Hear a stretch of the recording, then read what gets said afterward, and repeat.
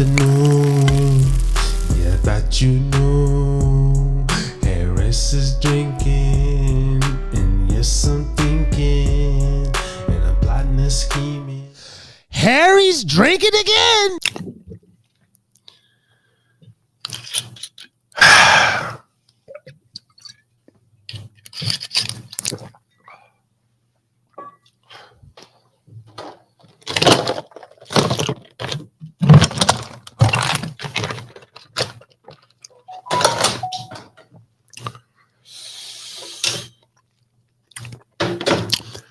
Yo. Back up in the building for another edition of the Harry's Drinking Again Pubcast. I'm your host, Harry Too Scary, a.k.a. Harris. The owner of this fine establishment, the Hida Pub.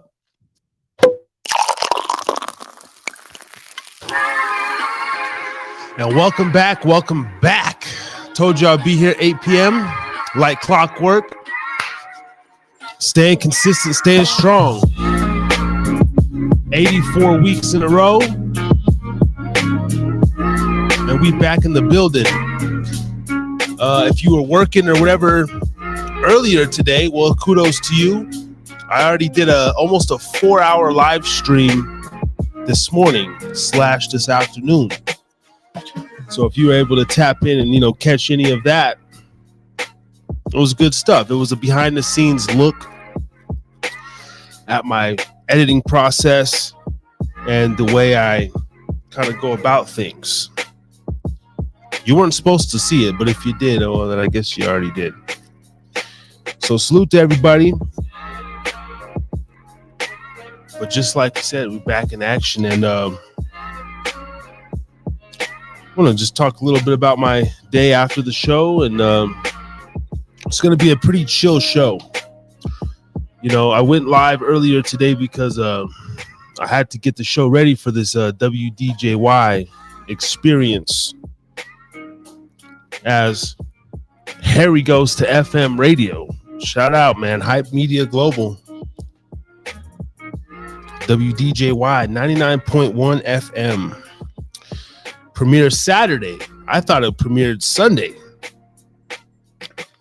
But they're giving me both days this week. I thought it started next week for both days. So I had to get that ready and prepared.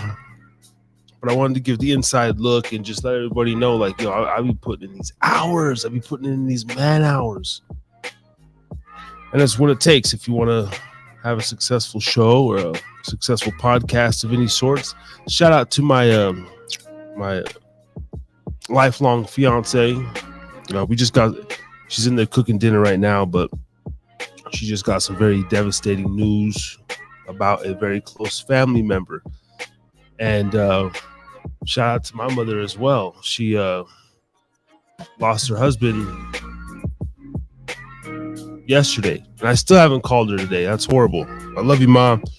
I'll call you when I get off the show. Shit. I just forgot to do that. Sometimes, I don't know, I am selfish, man, and I don't react well to death and people sick and shit like that. I don't know how to fucking, thank goodness there's nobody close to me, but I don't know. I just kind of shut down when I hear about sickness and death. I'm just what do you say? What do you do? Ain't a damn thing you could say or do. So I just kind of sit there and just I'm sorry. And I just kind of look at the person. And which is not always the best. But I am there for my girl. I am there for my mother if they need to talk or anything. And, just everybody that's going through hardships and losing people, man. I don't know. Stay strong and just continue to find stuff to keep you motivated. And looking forward to stuff, man. I said earlier today on the earlier stream that, yeah, I am ignorant to death. I haven't really been affected by death personally yet in my life. Of course, I've known people that have died, but Nobody like, you know, but we all have our day. Yeah, I turned 36 on Sunday. So I do want to get a little tighten up my drinking a little bit. Even though I don't drink excessively, though, I'd still be taking a swig every day, every other day. Sometimes I have a beer a day. But I'd be thinking about my liver and my kidneys and all my organs and stuff as I get older. That does go through my head. So as we go into another year of existence in this plane, well, it's all about getting wiser, making, smarter decisions.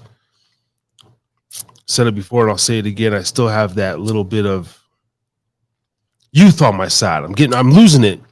But when I see really old people, like I'm fat. Like I consider myself fat. I got fucking fat. I'm fat. Tits, I got a belly and shit. But I'm like on that borderline to where, all right, don't let yourself get too fat and just start taking care of yourself. Then I won't have any issues going forward. And so I've always been in the pocket about that. But I'll see older people, man, and I'm like, damn, like you're like 350, bro. Like, what are you even still doing with the cigarette in your hand? You're 300 plus pounds. You look like shit. Look like you don't drink water. You drink soda. You look at people's diets and stuff, but they be old with it.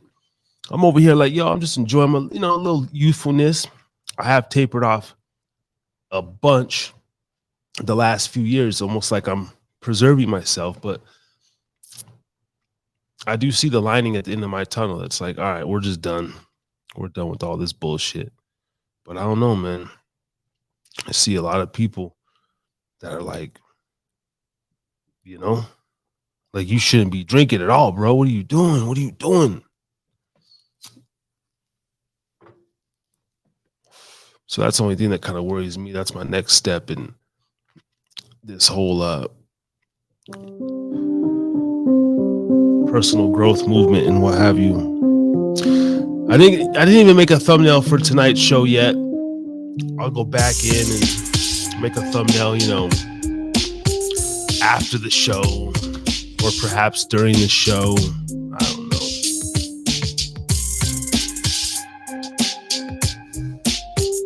After I got off earlier, took another shower, made some food. I had about 14 little pot stickers, 2 bowls of cereal. Yeah, still hungry again right now. But that's all I ate today. Went and picked up the kid from school and hung out with him for a little bit. I took about maybe like a 30-minute nap, if that. I actually did put on some Netflix and just chilled for a little bit. Pretty low-key day. But I got all the stuff I needed to get handled from the business side. And I got a bunch of shit to do on my personal side tonight and tomorrow. This won't be nearly that long of a stream tonight. Definitely at least an hour. We here for an hour, man. Consistently every Thursday. TNR, baby. No Ray. I haven't really talked to Ray talked to him yesterday, but we haven't seen each other since I think we did the show. I don't know, it's been a couple days, but just rocking solo tonight. I thought about sending out the links to a few people, but I like just sitting here ranting, talking about shit that comes onto my brain.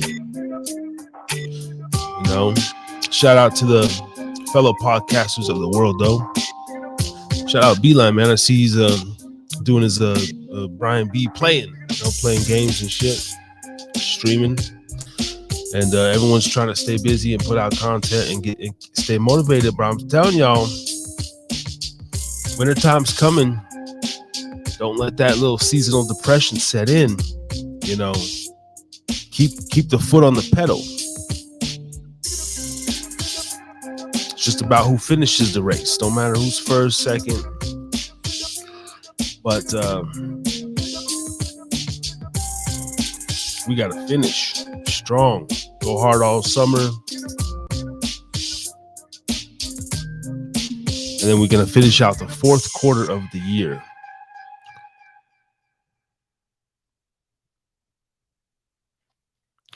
Fourth quarter of the year.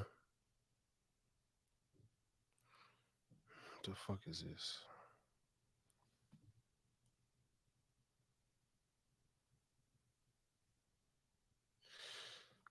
Yeah, it's all about finishing that fourth quarter of the year strong. I was actually earlier today was looking up a MMA school because my kid did a year of karate. He got his black belt and everything in his little kid class. But I was looking into a jiu-jitsu school, and they got a little thing not too far from where I stay. And it's they offer kids classes as well as, adult classes. Thinking about signing up for that, man. You got a little boot camp fusion where they teach you the basics, a little grappling, a little this, a little that, with some cardio and some kickboxing and strength conditioning, which is what I need. I have been letting my body get away from me a little bit as I take another swig. Excuse me. Harry's drinking again. Shout out to Gubba Rum, official sponsor of the Harris is Drinking Again pubcast. We got that Gubba Silver infused coconut. And of course, we got that Gubba Gold, baby, infused with real vanilla. And this is a rarity for me because, I don't do the seltzers like that. I don't really like them. But I had one the other day over at the Fill Zone. I got a little. I don't like the regular ones. But these aren't that half bad. White Claw, but the Surf Edition. I like the Surf Edition a little bit. Just a little bit. This is that tropical pomelo smash. I like that citrus and yuzu one too. That's fire. And that acai berry. They got the acai, acai. So yeah. But yeah, this week we just picked up the little pack of Coronas and the White Claw Surfs. Little vodka. I blew through that. I bought a big old thing from Costco, the Kirkland vodka. 10 days ago? Finished that shit up like 3 days ago. Yeah. But I drink throughout the day. I'm like a, long, I stretch it. I stretch my shit rather than just one mass consumption. That's what I do over here. Hey, man, this is Tommy Chung, and you're listening and watching Harris is Drinking Again. Sounds like a ghetto movie. What's cracking, y'all? It's Lil Kelpie from the 1503, a.k.a. Kelpie to P, a.k.a. call me whatever you want, just don't call me broke. And I'm fucking with the Harris is Drinking Again podcast, one of the first podcasts or platforms to put me on. Y'all better stay following them, watching them. Stay tuned for more shit. Big things happening in the future. Harry's drinking again! Yes. Just a couple of words from our guest. Earlier in today's stream, I was sharing a lot behind the scenes stuff, showing you how to edit, how my editing process works and whatnot. And I did post another short and a reel up on the Facebook page. Also, me and Brother Ray were clowning. See if this pulls up.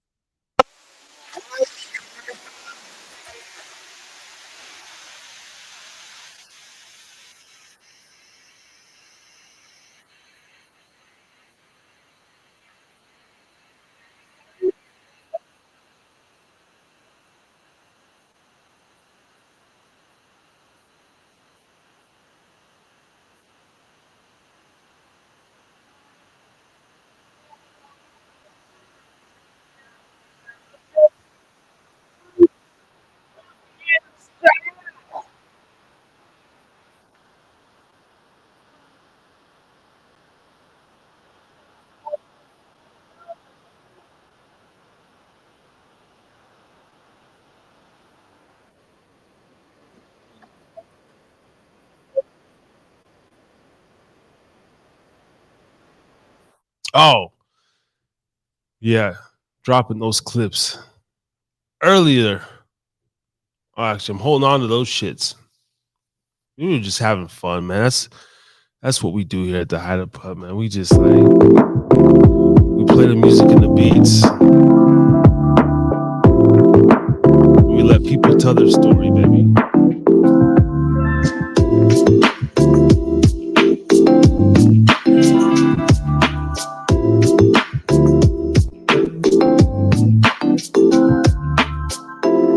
Guess I'll pull up some content as well, see what's been going on in the world. I'm so wrapped up in my own shit, as most of us are.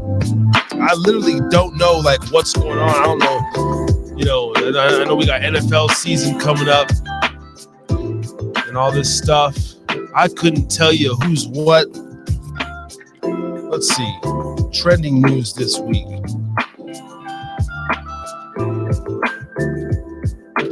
I fucking hate trending news. But I gotta throw a little mix in the new FM spot. You know, we're gonna switch it up. We're gonna give them new content. Trending news this week.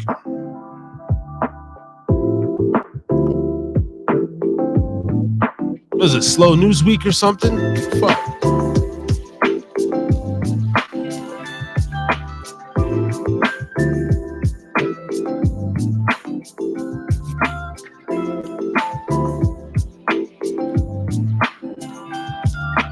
I don't know, maybe mindset again. I do these gigs, you know, these little events and everything. I'll be doing this bartending stuff as my side hustle. And again, though, the low level mentality kind of people, no shade, but we all do the same shit, right? We all got 24 hours in a day. And it just kind of was interesting this week again. I had another conversation with an individual who their work, the job is their world.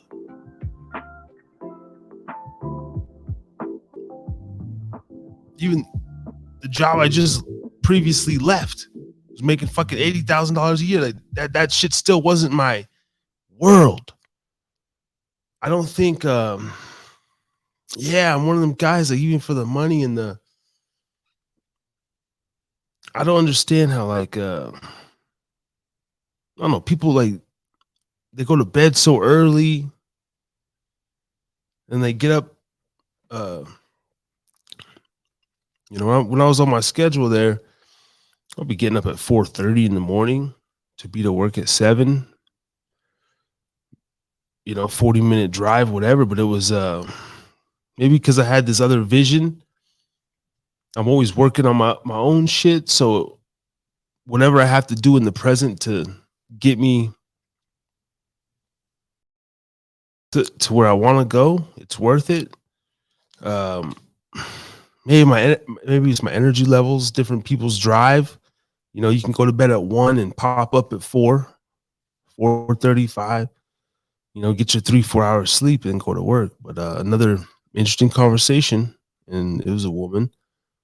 She was just like, yeah, I get up at 3, and I guess she does a little workout, whatever, goes for a walk, but she's at work by 6. So she just gets up at 3 to have a little 3 hours, does a little morning thing, and then she's at work until like 2 or 3 in the afternoon, just goes home, like watches TV, and she's in bed by 6 or 7 or 8, she said.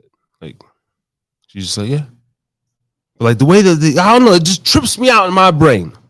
Like the way people talk about their days, kind of. Even the way I talk about my day. So I'm thinking like, shit, I don't even really do that much. Or even when I'm so focused here, sitting here editing and sending emails and making all flyers and different posts, I'm like, fuck though, I gotta do something else.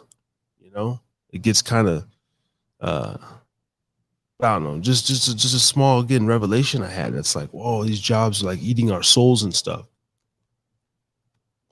And I've always felt that, always known that, but I've never looked at a job. Maybe that's why I'm just a Rolling Stone still in the situation I'm in. Like I don't expect to be at any company more than a couple months. You know, if it pans out for a few years, cool. Give me some stability, but. And this message is probably mostly from people my little age, like demographic, Generation Y, late 80s babies. You know, I know a lot of us are in that same boat to where we're like, fuck, going into our 40s almost, and then we're in that, we're coming out of that 20s, early 30s thing, and we're in limbo kind of. But the Hida Pub, Harris is Drinking Again, and putting on these events with my brother Ray is what keeps me going. And before that, it was the music. Before that, it was massage therapy. Then it was, you know, so if anybody is having like a question or a thought or get you down,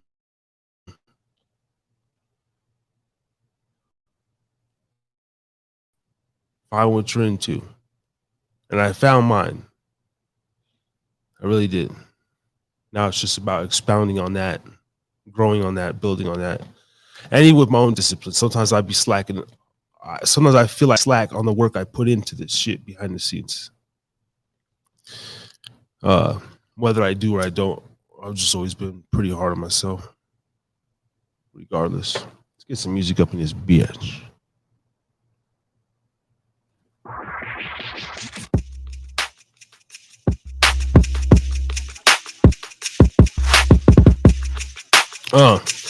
On a Thursday night, episode 84, baby. Drink a White Claw surfs. Yeah. No, because it doesn't taste like the normal bullshit seltzer. It actually tastes like a pomelo smash. Like it's got a pretty good, okay, you know. It don't taste like no seltzer. It's actually, I like the surfs.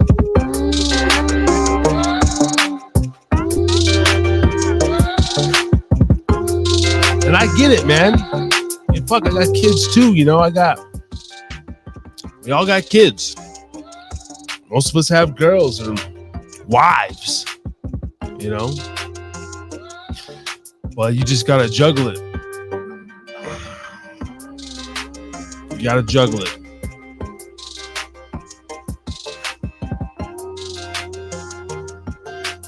Could be too, because I naturally think a man is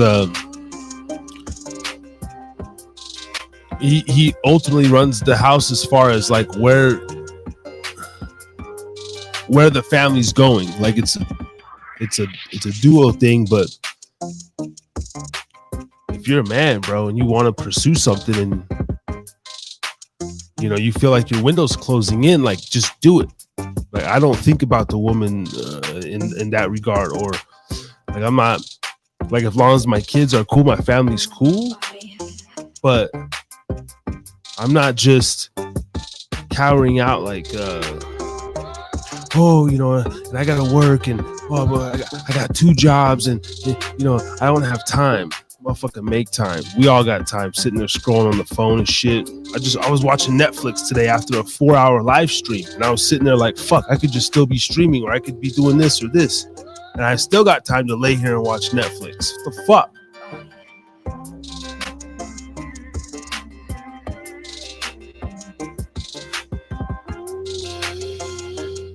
Take my fat ass to the gym. Oh, that's starting up though. I'm gonna go over here to get these classes in. Me and my son need something to do too together. Football's cool, but it's not enough. What I realized too, at least for my son, what I've realized too is I thought I was keeping him busy, but I look at him and I'm like, fuck, like 24 hours to a kid. Like, it ain't shit. Like, from my perspective, like, damn, you just literally got to fill their time because they got so much energy regardless.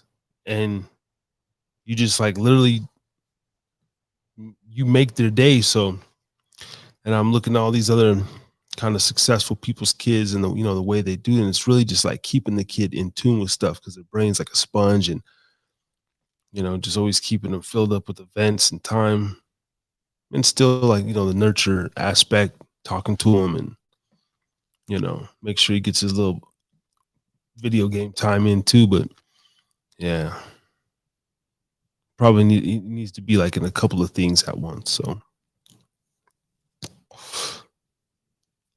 And for my mental health too, I personally know that I've been letting I don't want to say it like that with my health, but Brother Ray will get me on these walks, get me out there. And I generally always maintain some level of activity. But I've been worried about the organs, I guess. Not that I'm having any issues whatsoever, but just the constant years prior abuse, and then even like, damn, should I drink this cup of coffee? You know what I mean? Like, and it's a beautiful thing. I'm glad to have these thoughts. Truly want to embody a better person. I want to look my best, right? And it's about defeating the mind. And someone challenged me. They said, well, then you got to change, the name of your show. You got to change up your whole shit. You can't be like this. It's like you're talking like, oh, this fit guy. But then I said, but see, again, that's when I flipped the script. Oh man, Harris drinking protein shakes. Harris drinking, we done turn a social, societal lifestyle podcast, entertainment podcast into a health and fitness. Harris is drinking, so. And that might be what it comes to down the road. And I hope everyone here is witness to that evolution, if that is to be.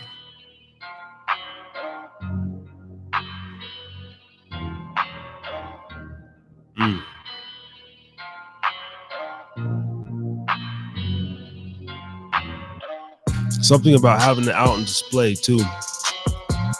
Having to live up to the things that I say on this microphone. Ooh, the pressure. The pressure.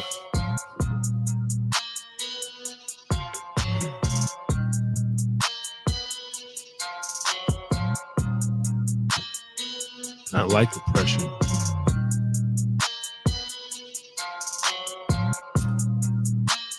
No Podbean tonight. Straight YouTube and all the other platforms. I'm not even recording it on my board right here. Damn. It's all to the goodie though. So I typed in this hip hop news weekly because I'm into the little hip hop, but I can't even really say I am because I try to get into these new guys and I just can't. Oh wow, BG reportedly to be released from prison this week after serving more than a decade. That's cool. Yeah. A whole 50 years of hip hop.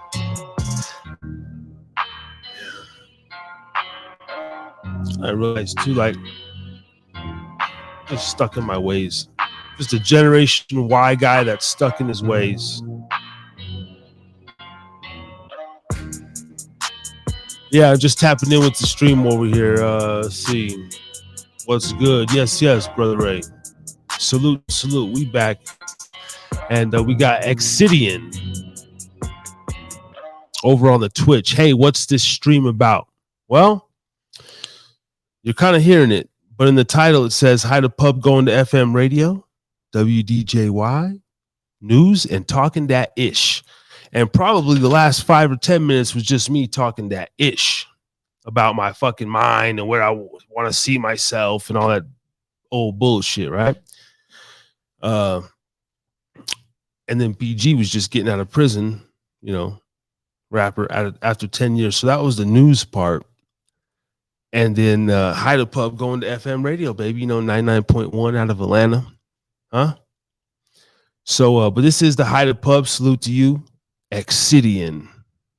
fucking Twitch streamers got all these insane names. And shout out to the industry slave and shit the other day.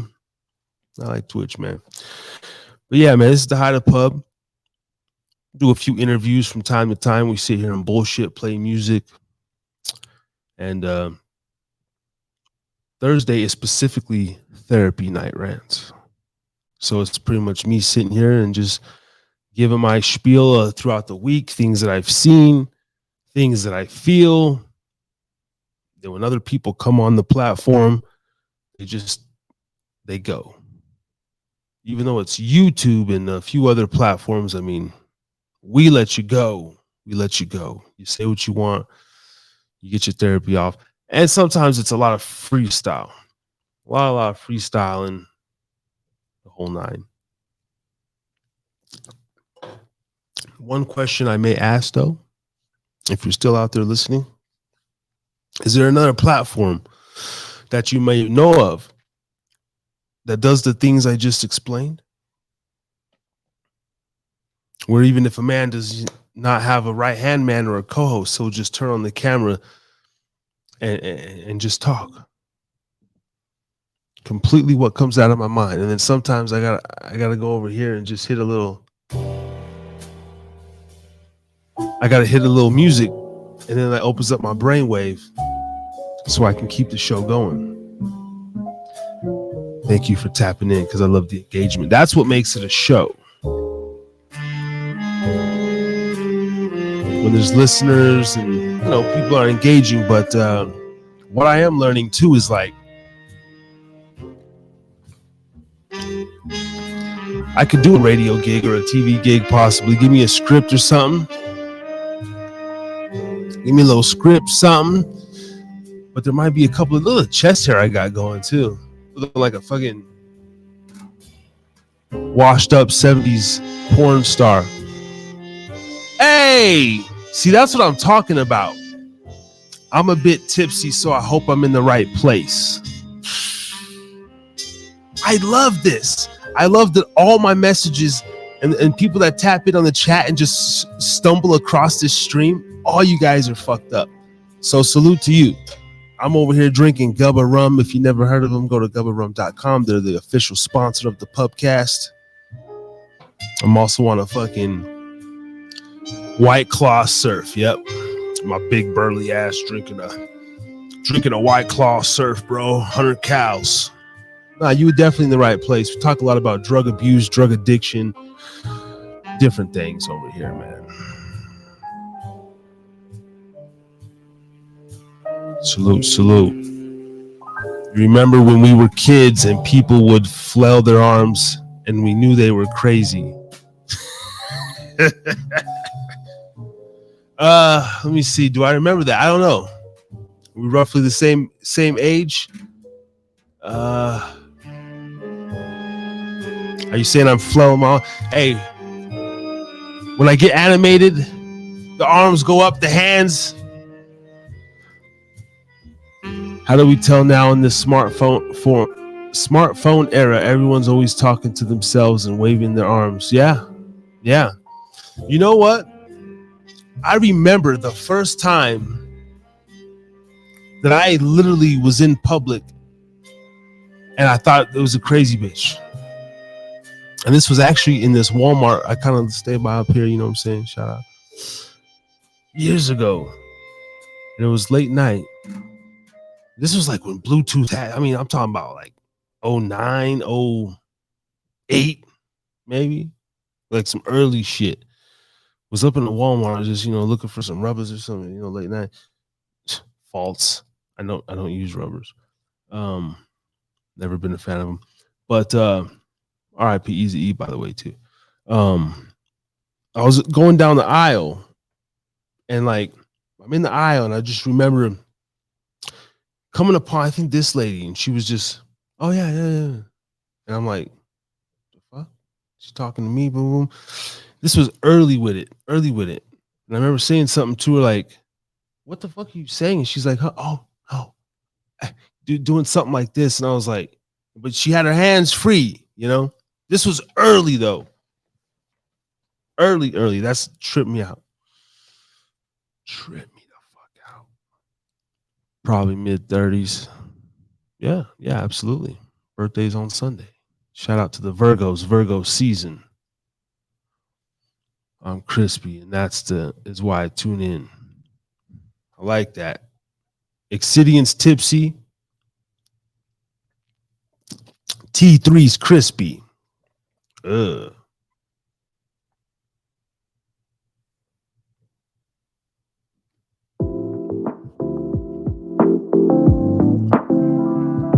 That's right.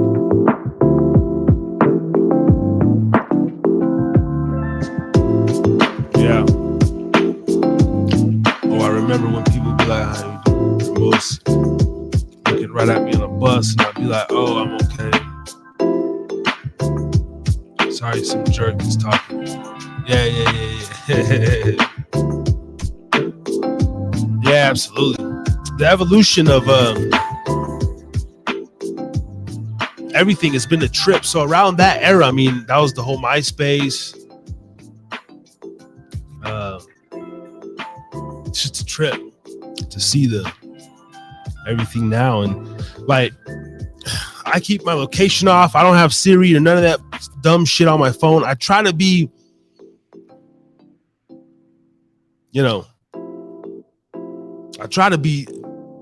but it's impossible. But I try to be anti fucking Matrix as much, but shit, I just made a TikTok too, so fuck, whatever, we're all in it. But I don't have no Siri. I don't talk to my phone. That's for sure. I don't keep the location on more than if I have to. Just tap into the GPS. I'm at the bar, and we're just discussing things, and I forget that this is a technology. I literally forget that people can go, "Hey Siri, what is the such and such?" Like I forget about that shit. And then just what is it, the Alexa bitch? My girl just did that to me the other day, and I tell her about this stuff. I'm like, "Baby, like you just sleep, like this bitch is in our room. It's in our lives." And I get kind of weird sometimes because I'm like, put the phone away, like over there. When you think about it, you're inviting, whoever into your bed every night. And most women are gonna carry it right there. They sleep with it under the fucking. But anyway, she's like, "Hey Siri, turn on my flashlight or some shit," and the fucking phone just turned on. Like I was like, "Whoa!" I be forgetting because I'm old school like that. I forget that we live in a day and age where you can tell your phone to turn the flashlight on and it will turn on. And it creeps me the fuck out. I want to live off the grid on my homestead.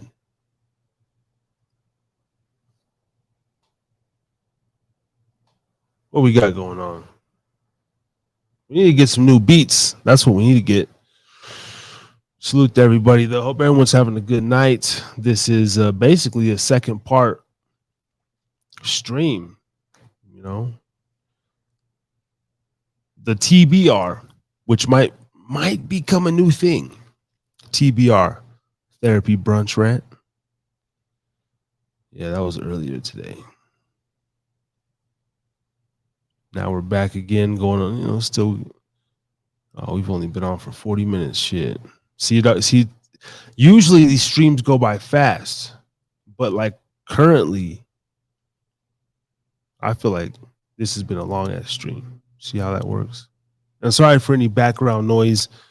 The Hida Pub, there's renovations going on next door. We have bums in our alleyway. We have alley cats. We're doing some renovations. We got basically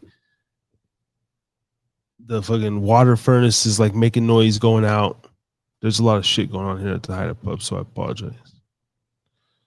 But for the most part, the stream should be sounding pretty damn good, as per usual.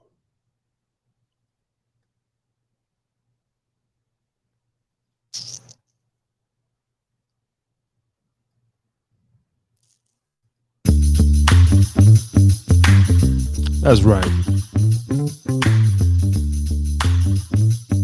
Let's throw on some little bit of music and see where this takes us. Yeah, it's just gonna get weirder with AI. That's without a doubt. Even better, I can ask my phone at a bar, what beer is on tap that I've never.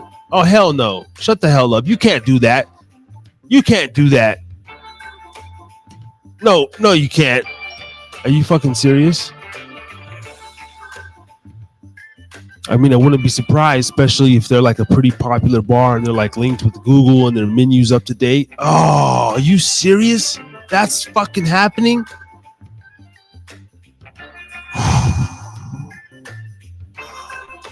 I wouldn't be surprised. It sounds like cap. Because that scares me. It sounds scary, man. Or woman, whatever.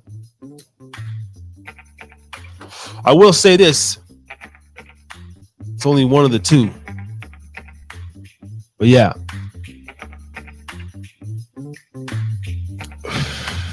Can't hear any background noise. Your sound is clear. 10-4 on that. 10-4. Microphone's holding up. I needed an affiliate deal with Rode. I mean, I plug them so much.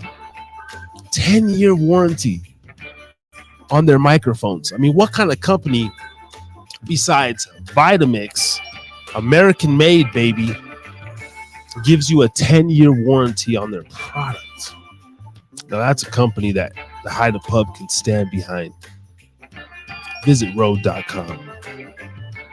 Use / promo code Hida Pub and receive a free microphone. No,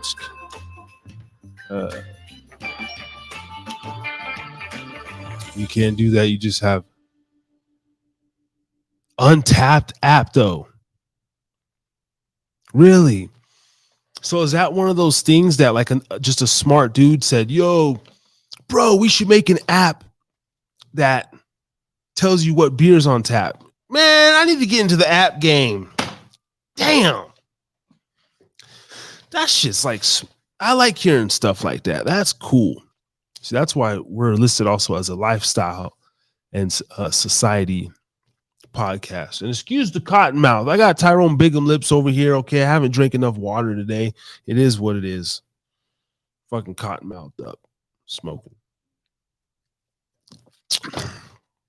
By the way, Excidian, what are you drinking tonight, Mr. Or Mrs. Tipsy? I generalize by the name of the handle, but I've done. There's been some handles and be like, I'm a chick, and it's like, oh, my bad. Faulty Warrior 60, whatever. Fuck. What are you sipping over there? What's your drink of choice? What are you buzzing on tonight? And how'd you stumble across the Hida Pub? But yes, anybody that stumbles in tipsy or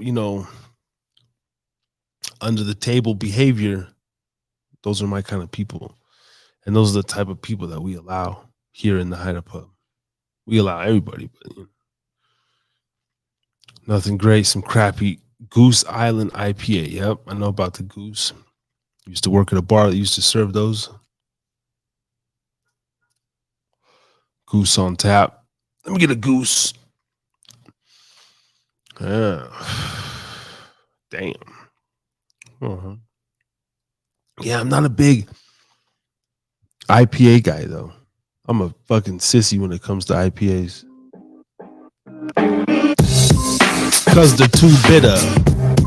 And I've never been a quitter. I just took a one-hitter. This is the hitter. No, it's Hida. Come say hi to 9.9 ABV. Yes, that's me. Once again, I like gin. I'm more of a hef guy. I love my Hefeweizens. Basically like golden ales. Of course, Modelo just straight up like cerveza, straight up fucking Modelo Corona. That's it. Fucking give me a Modelo. That's all I need. But like craft beers, and of course your occasional stout, your milk stout, your chocolate stout. And wait a minute. Okay, now I'm tripping. Yeah. what is it? Belgian. There's a Belgian style. No, I'm thinking of the Russian stout. I don't like the Russian Imperial. Those get a little too dark for me. A little too bitter, but that's what's up. I do. There's one IPA that I could get down. It was just, I don't know what it is, just a lighter IPA. It was called Mine Haze. And I was like, all right, I could drink it. Yeah, the Russian stouts.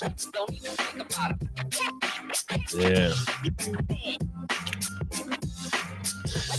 Hey, you know your craft beer styles, eh? Well, you know, I am a bartender by trade. You know, ain't no slipping over here in my pimping, man. Yeah, I just work with spirits all day. I have conversations with people about alcohol every day, man. And that's also what pretty much this Harris is drinking again. Harry's drinking again. Fucking drinking. I'm always fucking drinking. But the crazy part is I'd still smoke more weed than I drink. As we take another hit of the bottle.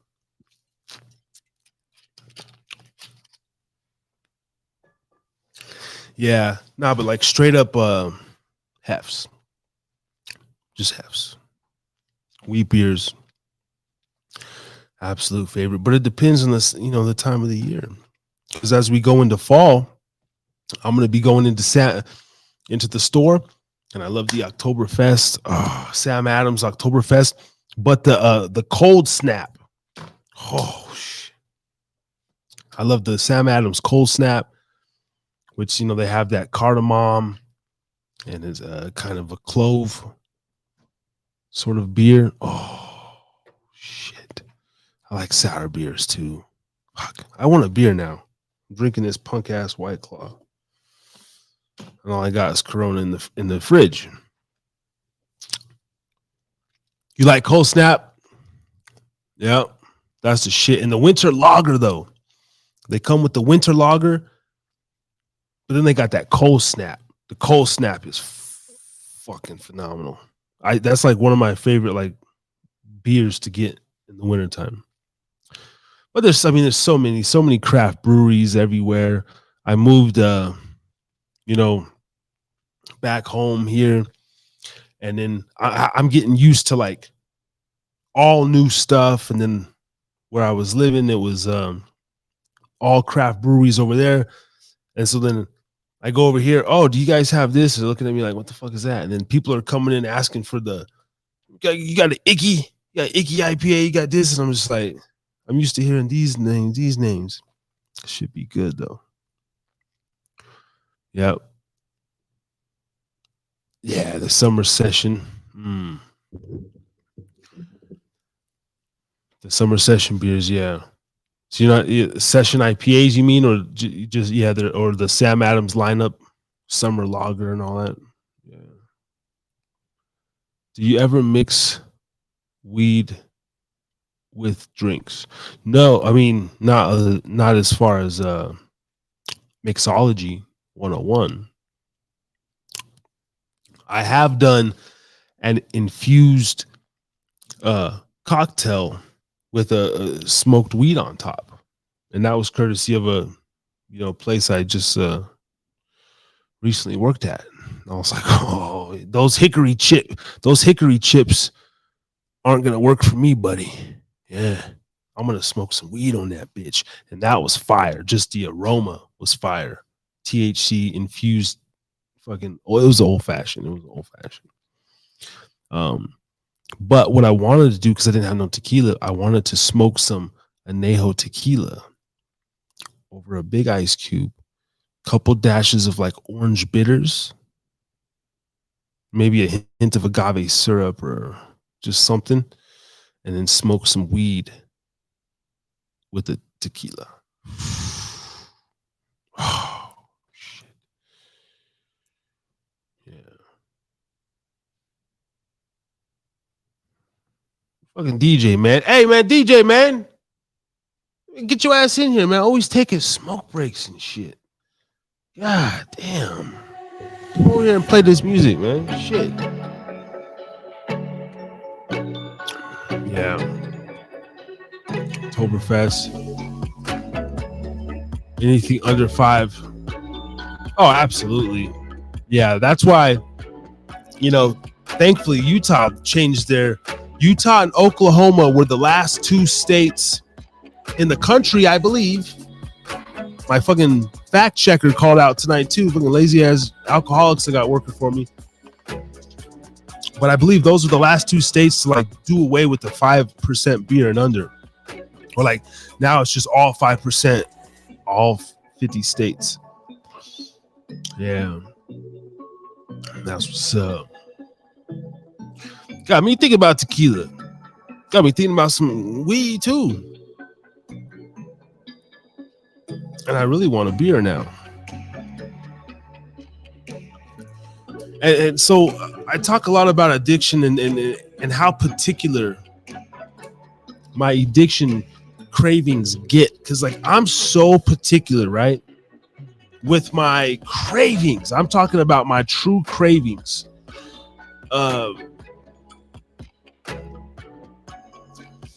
Let's say I wake up. Now I could drink or not drink most days. But let's say I know I'm gonna drink, but it's not just, I gotta get some alcohol. It's like I will literally be like, yo, I want a fucking Corona with some Clamato Cubano mix and a tahine rim, basically a michelada. But like, say I can go over to your house. Hey man, you want a screwdriver? You want a mimosa? I'll turn it down. That's the type of alcoholic that I am. Like, I want what the fuck my brain and my taste buds are literally telling me for. That's how I lead my drinking. Like there'll be days it was like, nah, like I don't want no gin. Fuck you could offer me Blue Label. Swear to God. Actually, that's a fucking lie. That's a lie. I'm always gonna take some blue. That's the biggest lie. I'm sorry. Maybe some red, whatever, like some Red Label, some Jack. I'll be like, nah, I'm cool, because I'm gonna go over here and drink tequila. You know what I mean? Anyway, that's the point I was trying to make. Even with this little Zins, my latest vice. Ooh, they're invisible because they're green, wintergreen. I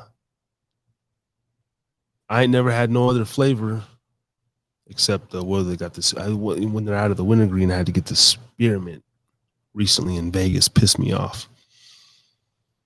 Like I won't seriously, man. I'll be fiending for a nicotine pouch, and you could have cinnamon on you, and I'll be like, nah, I'm cool. I don't want no cinnamon. I want the fucking wintergreen. Same with the Stogs. When I used to smoke cigs, well, usually you take any damn cigarette, but like prime times, it was always the raspberry prime times or the rum or the vanilla. Black and mild wood tips. I don't want no plastic. I don't want no casino. I don't want no jazz. It was either the Black and mild wood tip Royale or the original Black and mild wood tip. That's it. If you don't have it, I'm not smoking nothing.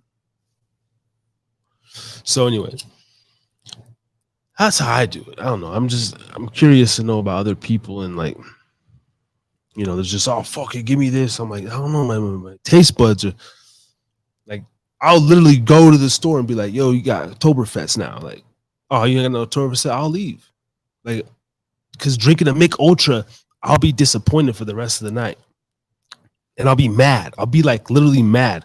And then that little fucking demon voice in my head that told me about I want a shot of tequila in an Oktoberfest. Like, I swear to God, I won't be able to go to sleep. I'll be sitting there like, fuck, I have some whiskey. But for some reason, I literally want that tequila in Oktoberfest. So that's what it is. That's how I do my shit. And that's how particular it is. I don't know if that's good or bad.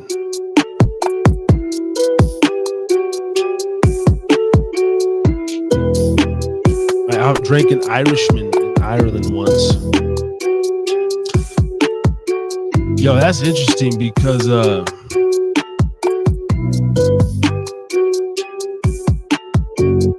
I met an Irishman recently at my local pub,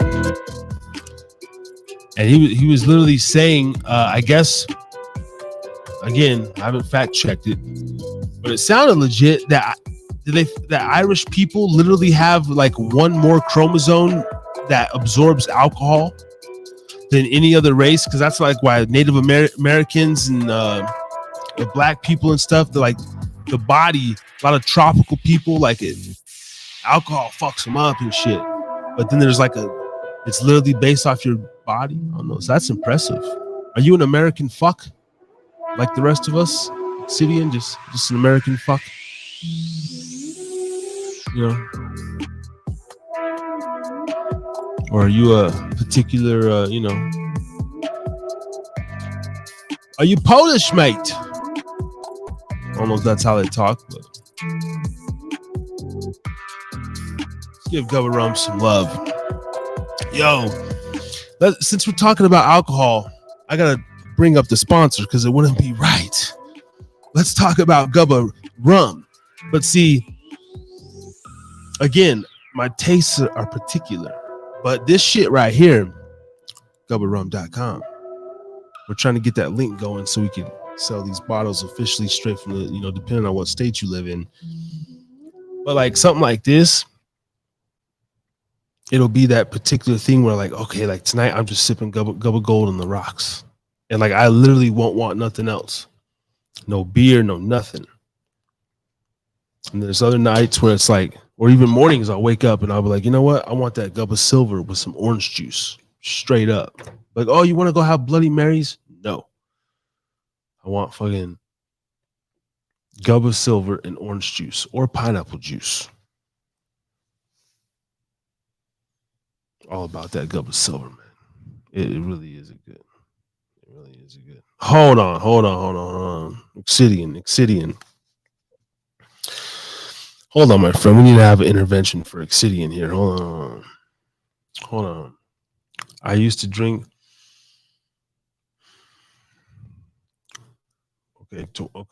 Okay. See, I love this, man. This is what the show is about. You know what I'm saying? Yes. And I don't need to do that no more. Okay. Insomnia. Just want to pass out. Working. But like, do you drink to pass out? Like not Irishmen have a habit and build tolerance. I'm from Chicago, but only 8th Irish. I had about 25 beers tonight. Hold on. Where's Fatty Phil? We need to get Fatty Phil up in the building. Damn, I was gonna play some beats like 20 minutes ago, some new ones. And we get lost in the sauce. Okay, hold on. See, this is what I want to talk. This is why I like talking about alcoholism and drinking, because people have this misconception of me, just because, oh, Harris is drinking again, right? I'm this raging fucking lunatic alcoholic, and that's cool to have because obviously,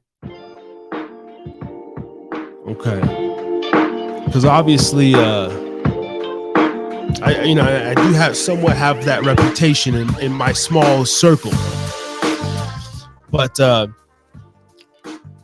really don't drink that much, right? But to the non-drinker, they'll be like, yo, that's what any alcoholic says as I take another swig from the bottle.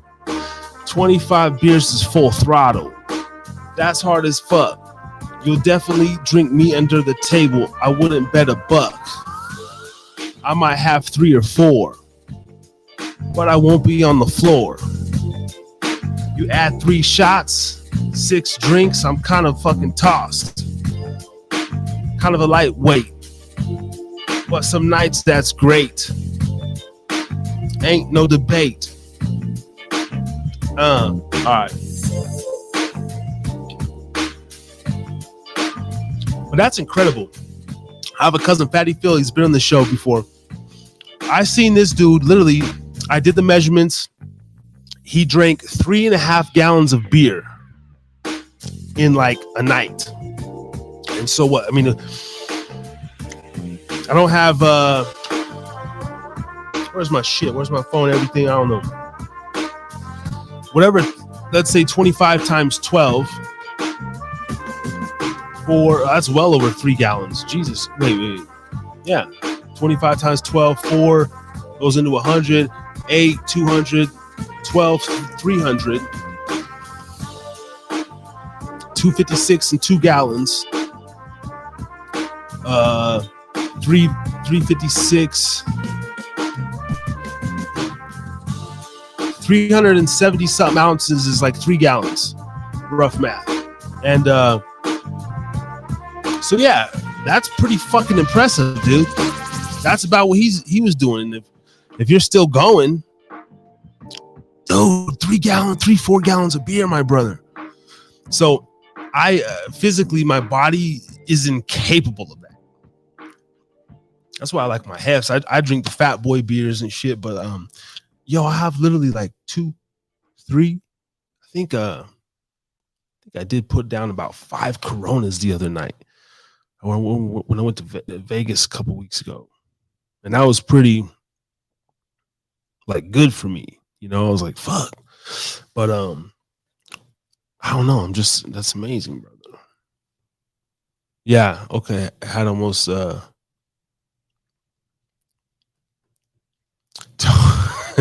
oh yeah, who's Fatty Phil? You're starting to freak me out. Just a random story. It's Thursday night rants, man. I fucking rant. I get lost in the sauce. Fatty Phil's my cousin who makes an appearance on the show every now and then. But he's it's Fatty with a PH, by the way. Yeah, Fatty Phil. He's like if I'm a fucking rock star, like. I'm doing a concert every night. Like Fatty Phil was the guy. I was like, bro, we're going to bring you up on stage at the end of every show. And you're going to go out there with the beer and just fucking chug it in front of the fans and like fucking smash it on your forehead. And fucking, you know what I mean? Like that was Fatty Phil. That's Fatty Phil. Because he just drinks. No, he handles the shit. But like when you're talking about the sport of drinking, the ability to drink, I've never seen nobody put it down before like that. Drink and binge. But you know, that's the cool thing about alcoholics is I don't get no hangovers. That's when the hangovers stop, it's a problem. Well, see that I've never gotten hangovers though. Yeah. I'm counting the beer. Yeah. No, that's all right. Yeah, no, I myself, like, I really don't get hangovers. I mean, let's backtrack. I've done every drug under the motherfucking sun, from the meth to the cocaine, and it's no shame. You know, the DMT, the shrooms, the weed, the pills. I've been on prescription pills my whole life. Not currently, but from 6 to 18 years old. I got a high tolerance for everything, but I got rock star blood, man. Like, I'm like built for the road type shit. I can get 3 hours sleep, pop up, and just go. I'm still like that. Don't get it twisted though. I got a great girl, and I know I can sleep in some days, or I know I can. But when I have to, so I was saying at the earlier part of the show, like there's people that they work all day. Oh, okay, you worked an 8-hour shift, 9. You know, yeah, and you know we sleep for another 6 to 8. But like, just do what you want to do. That's one thing I never let no hangovers stop me. No nothing. I don't get no fucking anxiety. None of that weird shit. If I want to snort some fucking blow and go into work, I'm going into work. I'm not having a nervous breakdown and all this. You know, I have before. That's why I'm speaking like this. Like, I've gotten over it. All that shit. Just party hard. Yeah, 2 puffs and I'm on the floor. That's what I'm saying. Like, I smoke weed like a cigarette now. The sad thing is, that's what it really is. Like, I have weed. It's like no effect on me. I'm just fucking dependent piece of shit. I just like to smoke. And I swear to God, I'm that guy that's like, fuck, if I didn't smoke weed, I'm going to want to smoke a cigarette. You know, and there was times where I did both, of course. Now I'd be on the little fucking Zins. But I don't know, we can eat 300, 400, 500 milligrams of weed and just it don't do nothing. Don't do nothing. My girl eat 20 milligram. I mean, literally 2 little gummies, and she's like, fuck. But it's all good. Everybody got their own tolerance. But see, with alcohol though, I can't hang like that, man. 10% or some shit like that.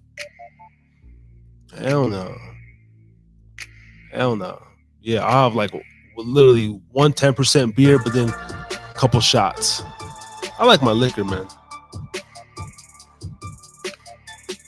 I like the liquor. That's what kind of worries me and shit. Is like, fuck.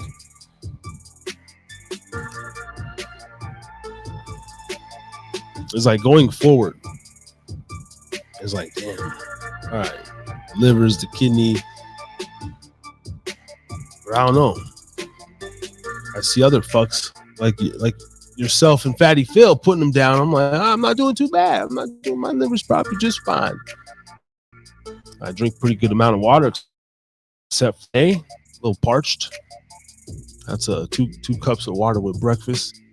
I finished all my friends' drinks at the dinner table, and they stare at me like, "Where did you put all that?" And I just shrugged because I'm fine. I'm fine. Everybody likes chicken. I'm doing fine. That's hilarious.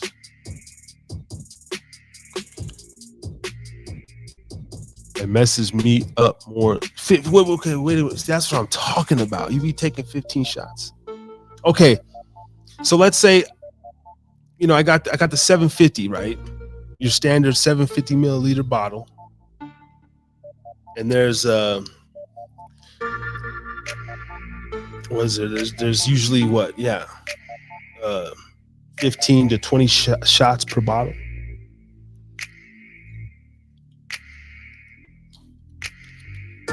Which, yeah, one day I did a pint. I did a pint in a day, right? 16 ounces, basic shit, and which you break that down is 8 shots. Unless you go to, you know, Utah or someplace, you know, you're gonna get like, it's gonna turn into like 12 shots or some shit. But still, that's a good amount. But if you're putting down, Jesus Christ, kind of wish I was like that too. But sometimes I'm like, I don't know. But I think it does depend on that chromosome, that gene. Yeah, what are we talking? 40% Jameson? Yeah, just your standard. Yeah, 750 milliliter, a fifth of JMO.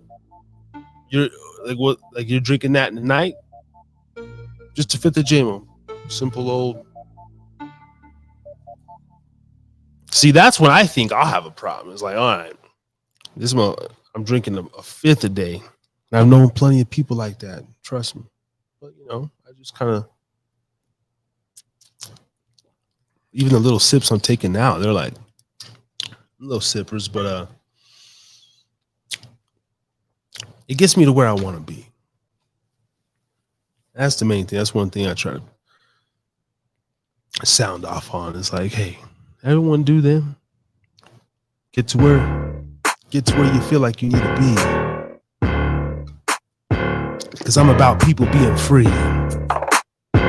Hell, I think all drugs should be legalized. If I'm with my 4 friends, not one of us have a Benz, and we want to go get a 8-ball of cocaine, I believe that we should be able to do that. Not that I don't want to do that, but just speaking, if you're going to sell all this other shit, do everything within moderation. You should be able to go get a little gram and, you know, go back to your fucking dorm or something and just chill out, you know, and hang out. I myself I almost made it 2 years, y'all. Almost made it 2 full years. Still 2 full years off the Christina Aguilera. We ain't talking about that. That's done for sure. 2 and counting. But yep, I had to go back home to Vegas, and things got a little crazy. But we talked about that episode 80.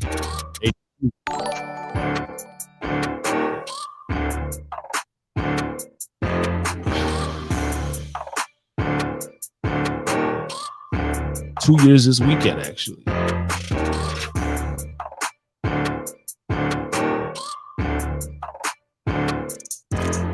Yeah, that's 17 shots. Yeah. Now, if I have 2 of those, wake up in the bathtub in my clothes and find out later I texted my ex-wife with gibberish.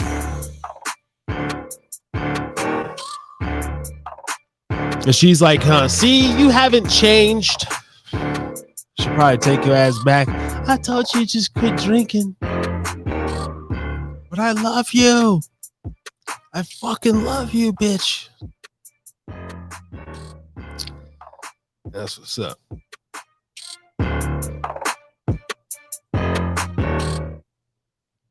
Oh, man, having a good time. We just crossed over the hour mark as we head into hour number 2 here at the Hida Pub for Thursday night.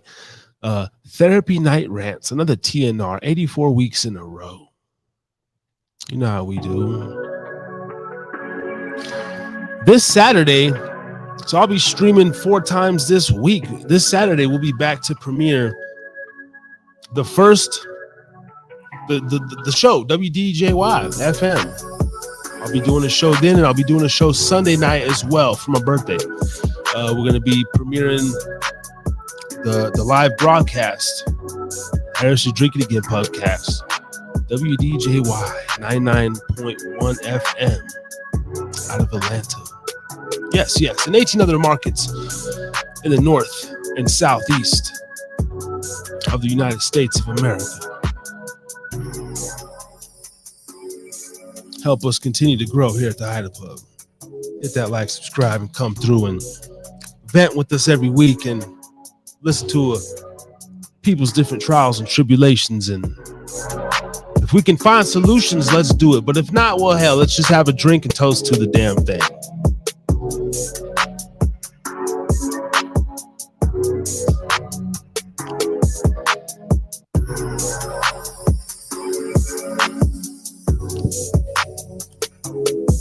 That's what she would say to you. I'm definitely a Virgo. Yeah. I said, yeah. Sunday, man.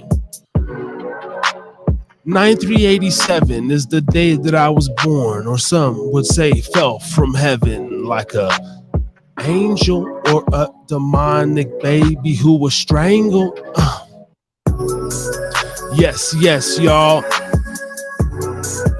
Virgo season, and I'm having the ball. I said, fuck it, I'll drink till Sunday. I mean Monday. You know.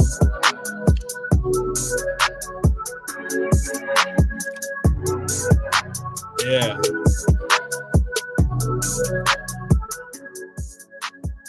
Definitely a Virgo. I don't know, you know, I kind of like the whole astrology. I used to be real big into it. And most of my fucking crushes, though, or just women that I like see and have gotten to know and desire, they're like Virgos also, even though we're like semi-compatible together. But I think Virgos go best with Capricorns and Libras. And there is one Capricorn out there, though, baby. You know who you are. But that is in the past. But I still think about when I would tap that ass. Goddamn. But other than that, I love Virgo bitches. I think it's because like the hygiene too. Like we're like clean people. We're like organized. And so like Virgo bitches like always like, they're like clean. They got their shit together. Always smell good. Like tip top usually. I'm like a mixture of both. I'm like a sloth mixed with a slight OCD sort of cleanliness. I'm organized to a T, but I'm kind of a scatterbrained, manic behavior kind of guy. I'm always looking for shit. I can't keep nothing together. I'm talking about I can't keep a goddamn thing together. So I don't know how I'm a Virgo in that aspect. And I always say I never lose stuff. I'll just misplace it for like a week or two. Yeah. Luckily, hell, I've held on to my wallet. I lost some sunglasses recently. I actually bought these ones. I bought these dollars. Look at this, man. Dollar Tree. I lost my other pair of sunglasses. I got at fucking Nordstrom or some shit. I tried to go fancy and spend $40. That was big for me. $40 on a pair of glasses. I always buy them at Ross, Burlington. Never spend more than $15. Lost those pair because I was looking at these ones for $80, and I was like, there's no way I cannot justify spending $80 on a pair of fucking sunglasses because I know I'm gonna lose them. These look tight, and it's bright in here with the lights. You know, I'm gonna keep these on and shit. Get off into my diva mode. What else we got? But yeah, lost those glasses. Look at this Dollar Tree, $1.25. Come on. You wouldn't know if I didn't tell you, motherfuckers. It's not always you know, it's the man rocking them too. You know. All right, what else we got up in this bitch? I done played every damn.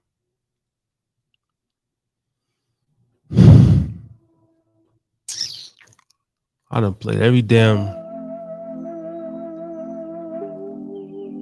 something loose, something cool.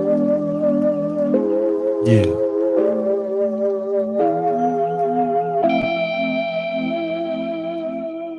All my exes are Libras. I hate astrology, but it all sounds like me. I'm a clean freak. I know where everything is in the house.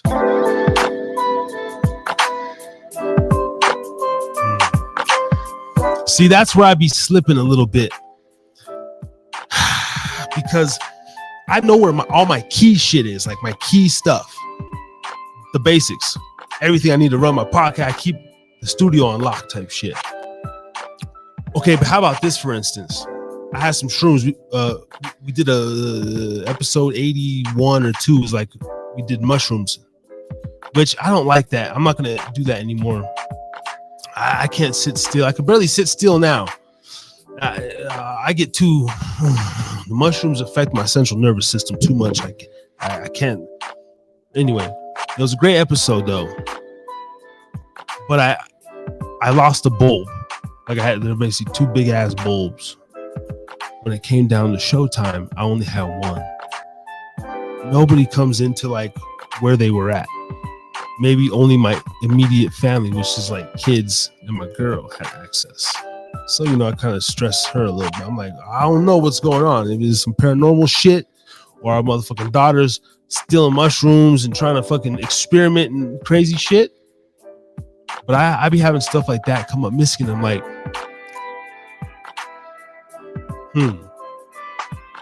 Or sometimes I'm too careless with my weed and like I really couldn't tell if like somebody took a nug or two. I'll just keep this shit like it's like different locations. I've been trying to keep it more tidied up lately. Yeah, it's a trip. All my sunglasses like $8, but I'm still using the $40 pair. Okay. Is 40 about your max? The HTE. I mean, dude, and I don't even know why I did it. I didn't even want to spend 40. It was like, they're pretty tight. But lost them. Like, just lost them. Like, I don't even know. Just fucking lost them because I don't give a shit. You know? That's another thing, too. I don't wear hats. I don't like stuff on me. I should belong to a nudist colony or something. I don't like a lot of shit on me. I don't. Even if I was wealthy, when I become wealthy, not even if, let me change up my vernacular. When I become wealthy, See that? You see that, guys? That's growth. That's growth. I caught myself mid-statement. Let me clarify to myself in the universe, huh? When I become wealthy, fugazi shit, maybe I'll be willing to spend 100, all right, cool. I got racks on racks on racks. I'll buy the $100 glasses, but yeah, no jewelry. I lose watches. Yeah, I had a few, people, buy me some watches over the years. And I don't know what happens to them because it's just like, I just don't wake up and like think to throw on a watch. I'm gonna set it down. What the fuck is this? It's just annoying to me, but it's cool. To each their own. And then I see the guys out there, whether it's white dudes, black dudes, Mexican dudes, can't leave the house without their hat. You know what I mean? Their hat is everything. It's like you got that fucking hat, man. You grab that hat, especially you got the brothers. They're gonna get the fitted, put it back to the little tilt, sit it lightly on top of their head.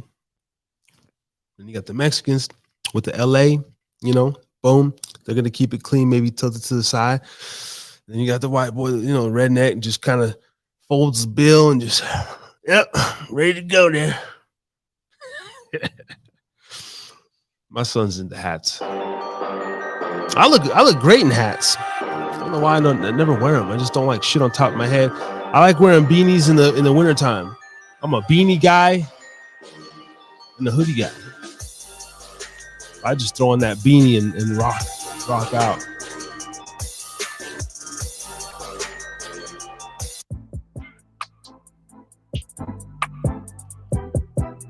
Yeah. We rocking here with the you see that looks tight too. I see the lights and the reflection. That's nice. All right, man. This is a show. City and salute, man. Salute to you. Why take off your watch? I don't know. Because I don't like it. I don't like it on in the first place. Yeah, I don't know. If I have to wear you try to get fly for like an evening, I can throw on a watch. But like to expect me to like leave the house in the morning and then return in the night, I don't know. It's weird, man.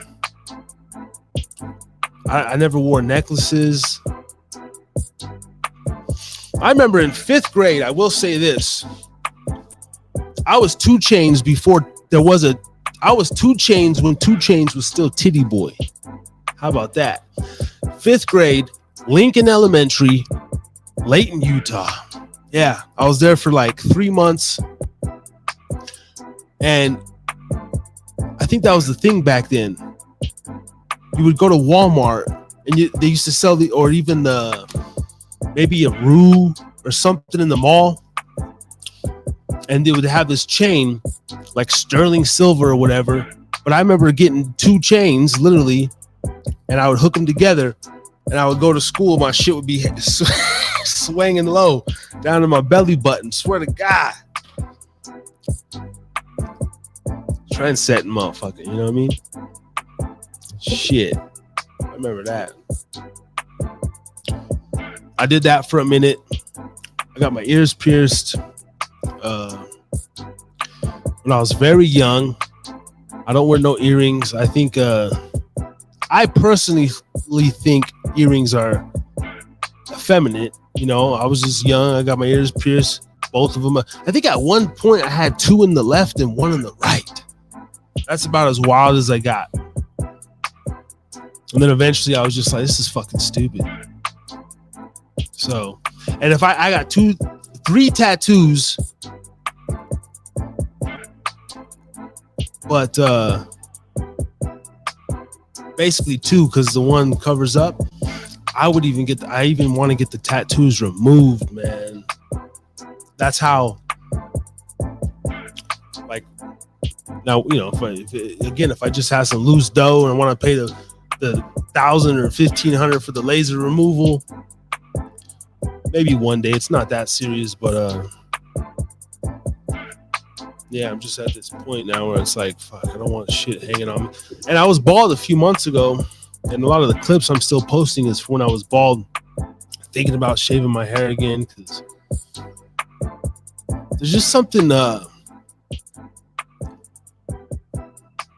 I'll be honest too. The best I ever felt was like the last year when I was literally bald. I was just shaving my head every few days, and there's like a feeling to just not having nothing on you, being loose. I just know where my wallet, my phone's at, keys, wallet, phone, keys, bald head. Don't have to worry about anything. If something spills, water or anything, you just like wipe it off. Everything's very mechanical at that point. But I'm not gonna lie, pushing 36, I don't know how much longer I'm gonna keep this fine looking hairline. I mean, look at those fucking locks still. I ain't gonna lie, there's a little bit of thinning coming in right there. You can see it. There's a little thinning coming in, and I'm gray as hell. I really am gray as hell, but I don't know how long I'm gonna be able to keep the hair. Like, so far, no major hair loss, so I'm kind of digging the curls for like maybe another year, let them grow out. But yeah, my future is just bald style. Easy to go. Had that one spot in the back of my head. Yeah.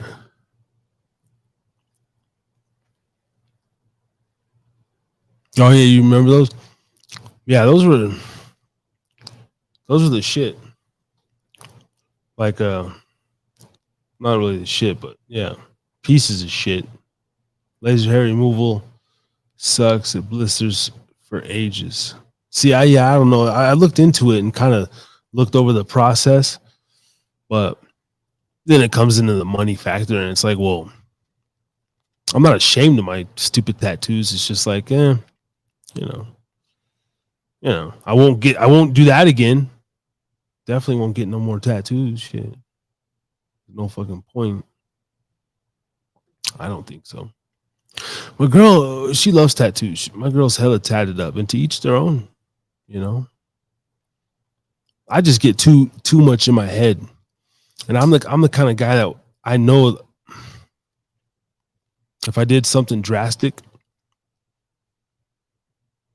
to myself, there'd come that point to where I would just like look at myself in the mirror and I couldn't deal with myself. Even if I got too fat, even any fatter than I am now, I still look at myself in the mirror and I'm like, God damn. But it's like, still get women. Fuck it. And I'm very confident and stuff. But if I ever looked at myself and, all right, that's it. There's always that cutoff point. That's why I put my estrogen injections on hold, for next year. Jokes. Those were jokes. Because I couldn't live with myself if I changed myself. Yeah. All right. I was a little late in the laugh button there. Sorry. Thank you. Oh, we wilding out. Hour and a half here on the Hida pub. Let's get some beats going here. Oh yeah, El Diablo Encanta.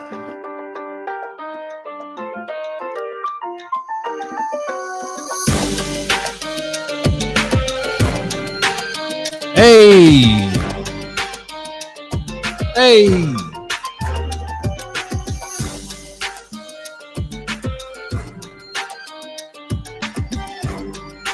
I love it, man, talking about growth and different things, mindsets, perspectives. And that's what technology brings. That is the good thing about technology. for better or for worse, it definitely brought people together and made way for expressionism.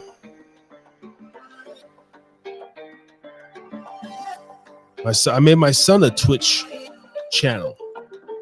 I'm very particular about showing his face and posting him. But I made him a little Twitch so he could play his games, live stream it. And then of course I get all these stupid ads and emails for like coding, children's coding, way of the future.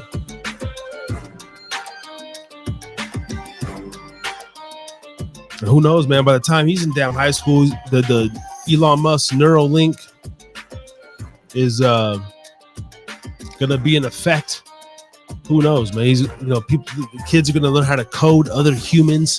Like you're gonna go, imagine like signing up for Neuralink, going in, and then just like a checkup, but you could like go in and like there's gonna be like maybe a human or even a robot behind a computer. Like how you would go get a tune-up for a car. You go away to the dealership for your oil change or whatever.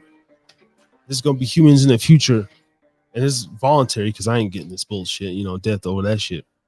But you're gonna have the people that are gonna go in there willingly.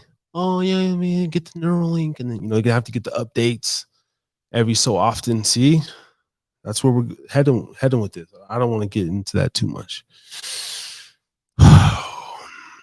Because I can go there all night. Yeah, I got the tinfoil right there, baby. Right there. How long do you go? What are we talking about? Usually like, 45 minutes easily. I mean, that's light work for me. Definitely not a minute. Oh, streaming. Shit, man. So this is the thing. I'm over here like going forward, some of the new software I got, the video only allows me to do up to 3-hour uploads if I want to edit a live stream, but usually between 2 and 4 hours. That's what we do over here at the Hida Pub.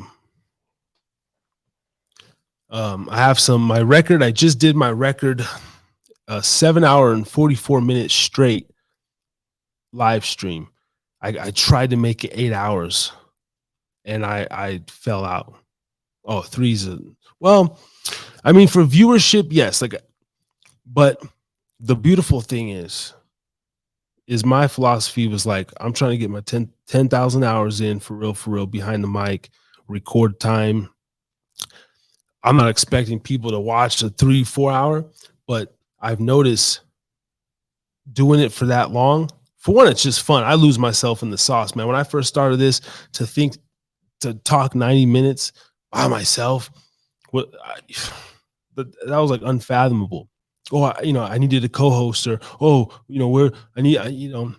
have to have a guest. Now I'm just over here, and the engagement's building a little bit, so that helps. But it's the content, it's the backlog of content that I have now that the show's going to be on WDJY FM.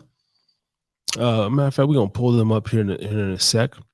Now that the show's gonna be on that, it's like, and then it's on Spotify. It's on it's not on iTunes yet, but it's on everywhere else. You just Google it. But like doing a 4-hour show, it enables me to like. There's so much clips. That's all it is. It's just clips. Like, I don't know. Some people don't recommend it. Oh, you got to keep your shows. They are on Spotify. I edit the live down to like an hour, or I think the last one I uploaded was like 32 minutes, episode 12. So it's just interesting what you can do, man. With this, with one thing, you can chop it up, break it up like drugs. Not that I wouldn't know. I used to watch Snowfall and Power and stuff. That's when I came in here, I thought I'd stay for 5 minutes. And you're still here. You see, you're having a good time at the Hida Pub. Well, thank you. We're glad you're here. We're glad you're here at the Hida Pub. Because that's what we do over here. We get people in the door just like any good old bar or casino. You don't want the people to leave. You want to get them in the door. We ain't trying to shake you down, take your money. When you leave, we want you to have a good experience. And come on back. A repeat customer is the best customer. Amen.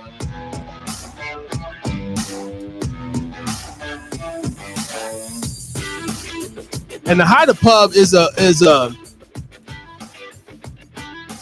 American establishment. It's the last line. Take YouTube aside. Website's coming. All that's coming. So there's going to be these platforms where it's going to get that small because like all these corporations are taking over and making so many restrictions and guidelines. I'm not even be supposed to play music. I just keep playing music on this motherfucker. I don't care. One thing I know about people, we like to eat, drink, and listen to a little bit of music. God damn it. If I don't know nothing else, I learned that in my 36 years on this earth. That's all I know. And those three things, they make money. People have a good time. They create jobs. Just those three fucking industries.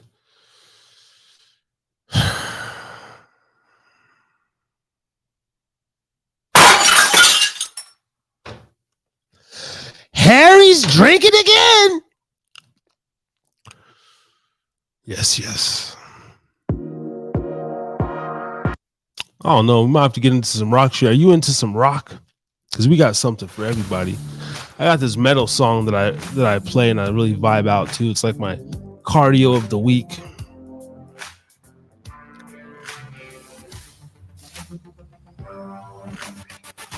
Yep.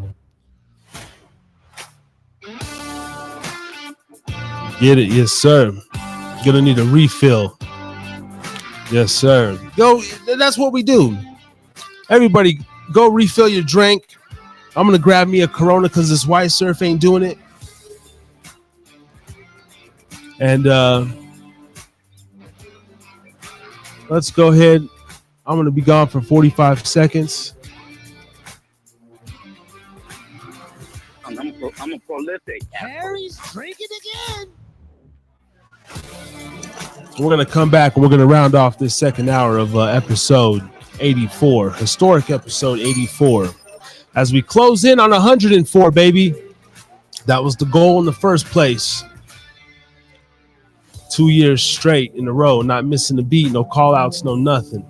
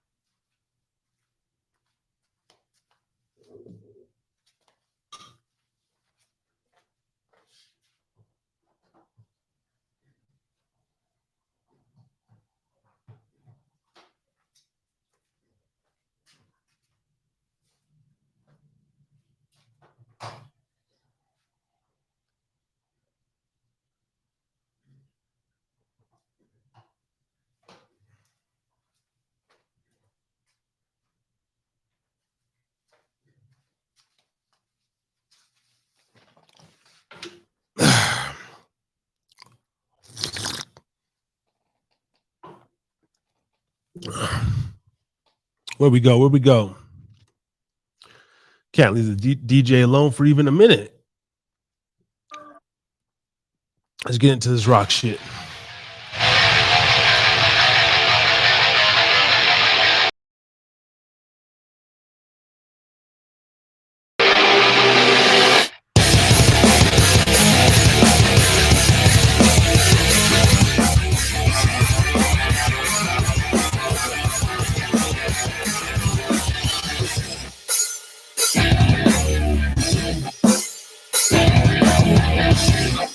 can say the smartest, most life-altering thing, and there's still a pixelated, curvy ass behind your head.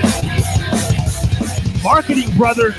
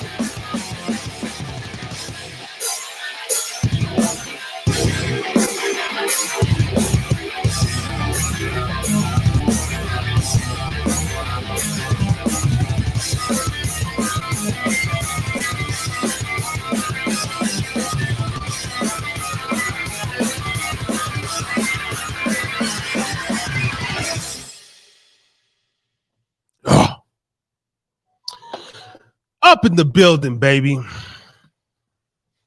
Ladies, sorry for the inconvenience there, ladies. We had to get on some rock shit for a minute, you know what I'm saying?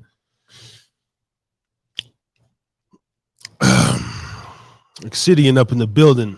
I'm back too, man. I don't know if you just missed the rock session, but we got some more beautiful ladies came in the establishment. So you know, we're gonna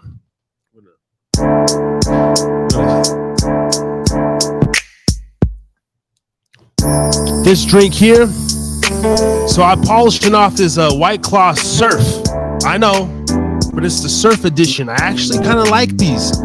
Tropical Pomelo Smash. And they got the citrus yuzu. That shit's fire. But I wanted a beer because we're talking beer, so I'm going to switch to the Corona. Look at these ladies in the club tonight. I got a boner. Yes, your honor. Yeah. Even Asian women too. Go ahead and shake them drinks, ladies. I will take a Hendrix Martini, slightly dirty. Up. Extra olives, please. Thank you. Shorty on the left. What do you want, Obsidian? Like the whiskey? How about you make him up a whiskey sour, Jameson, with the egg white? Yep, you know how. Yep, real lemon and lime juice. Yep. All right. Matter of fact, let's see.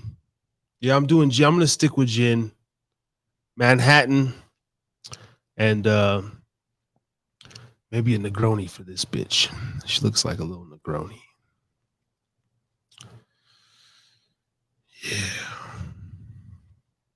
Yeah, it's kind of pixelated. Does it look super pixelated? Because maybe it's just the pictures. I have to get a higher quality. You know, I just download the shit off Google for free. I ain't paying no. I'm not paying no. You know, photo box, whatever. We're not doing that. A little pixelated, whatever. But yeah, that's how we do it over here, man.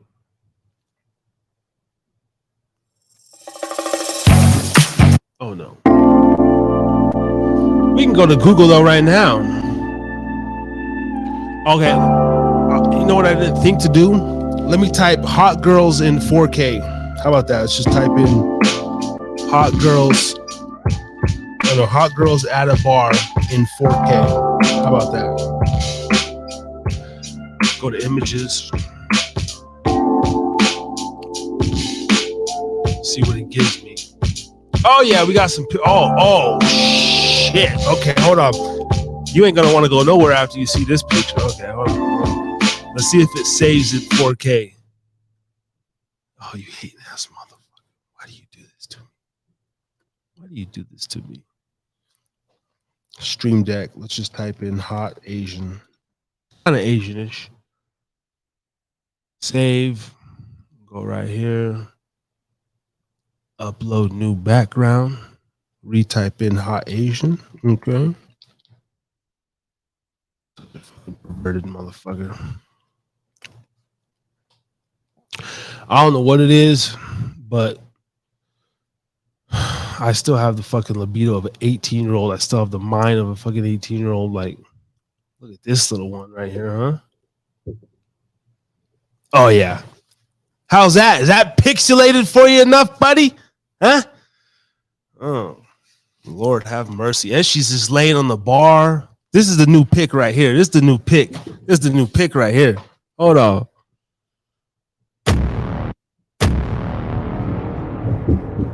Hold on. Oh, it's gonna block her. Wonder if there's a way I can reverse it.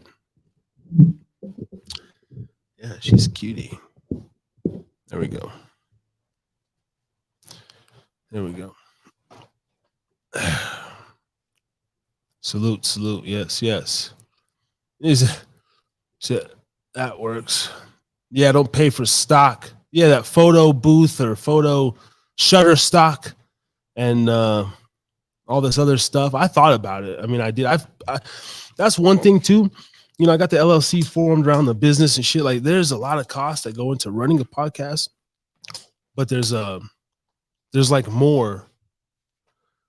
I mean, it never ends. Is what I'm saying. Like, there's so much.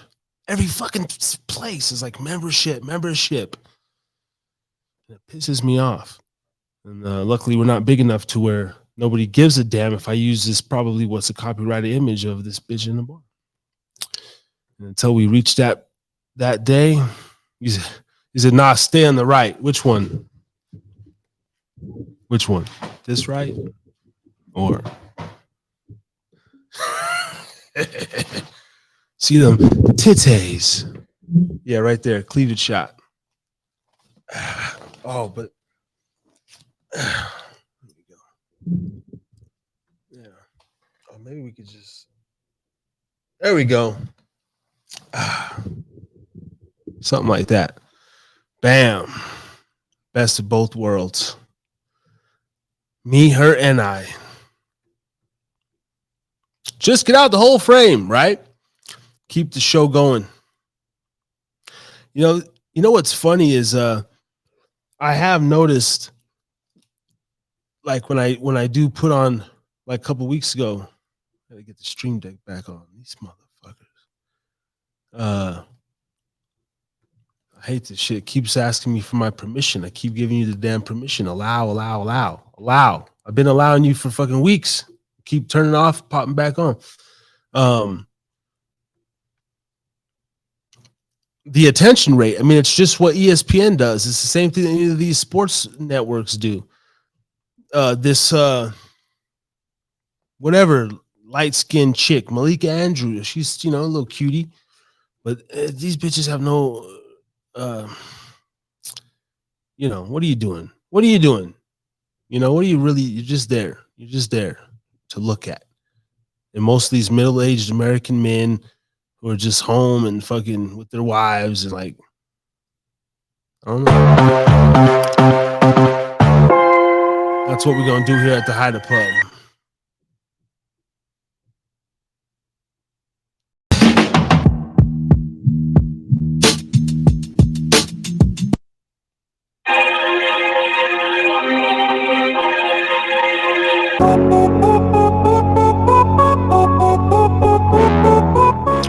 Yes.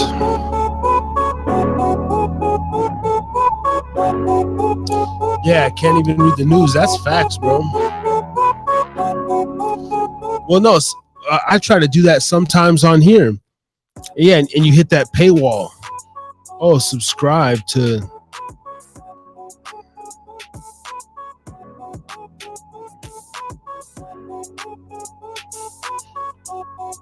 The Hida Pub.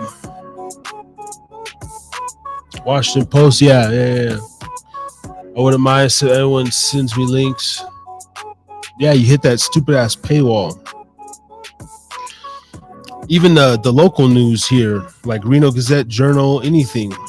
Salt Lake Tribune, all the like local shit, Las Vegas Sun and all that. Fucking yeah. Scroll down and then it wants you to pay for more news. Can't do it. Now the first year, and it wasn't bad. It was on the light end. I have about $250 a month coming out of my account just to be a YouTuber. Just to be a fucking YouTuber, man. You know, when you're talking the live streaming service and then Zoom to do interviews and then I mean everything, like thumbnail makers and this membership and but it's all good. I ain't bitching. I'll be in the I enjoy this shit so much that I do see a positive outcome from it. Shout out to Gubba Rum because they are our first official paying sponsor. And so I know if I can get one, I can get 10 or 20. All give me $1. And that's what it is. As we try and grow. One thing I know, Exidian, is the consistency. Like if I didn't come on tonight, you would have never found the show. And that's the only thing I can say is still being fairly new, coming into my second year barely. I haven't missed a beat, man. Thursday night, every Thursday night. It was 9 o'clock, 8 o'clock. In wintertime, I usually push it back, you know, but it's always every Thursday.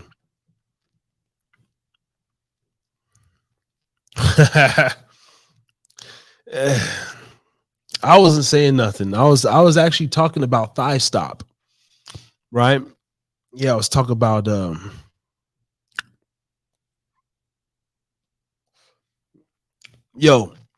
there's a restaurant that rivals Hooters. It's called Twin Peaks.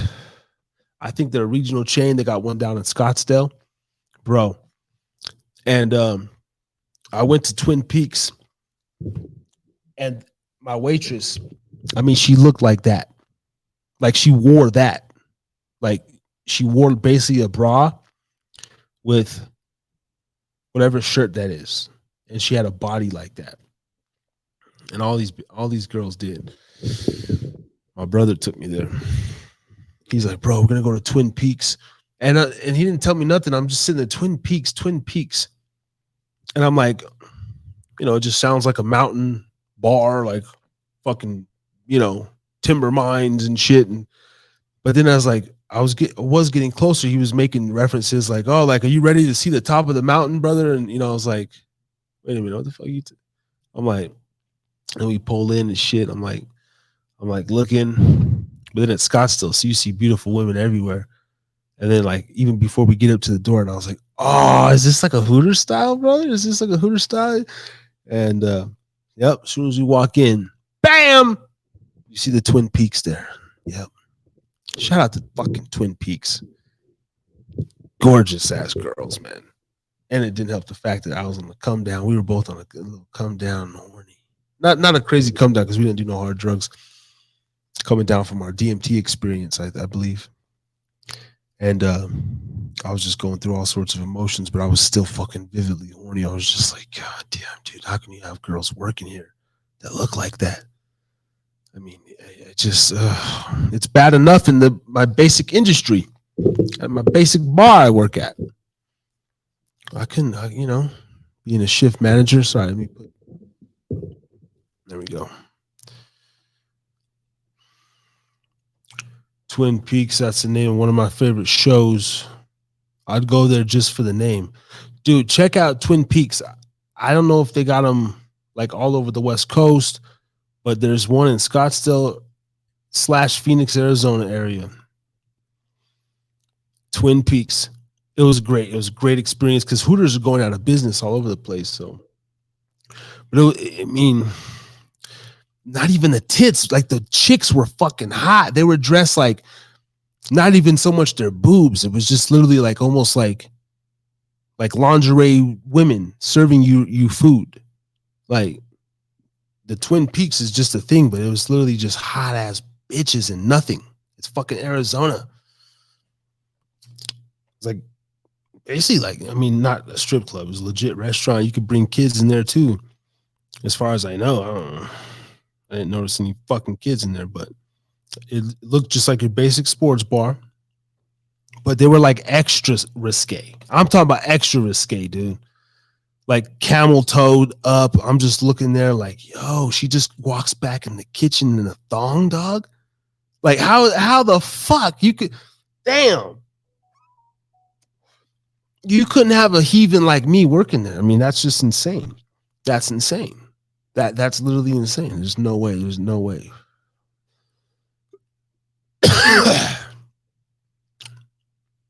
Yeah. She's getting loopy now. Loopy doop. Yeah, man. Thanks for, just tapping in with us. And whenever you got to go lay your loopy ass down, we got lounge chairs in the back as well. That's one thing we do for our Hida Pub patrons. If you've had too much to drink, we give you a free taxi or Uber ride home. We don't ever want none of our patrons to catch a DUI. We provide rubbers and all that stuff in the bathroom. We have a cigar man, but we'll get you home. And if you have no place to go, we'll even let you crash out there on the patio. We have a little fireside lounge. We have 24/7 security that patrols the perimeter. We'll even let you sleep here, if you're that fucked up. But your tab does have to be over $300. You have to walk in, leave a tab, say, I'm going to get fucked up tonight, brother. And it's basically the price of a hotel room and a cab ride.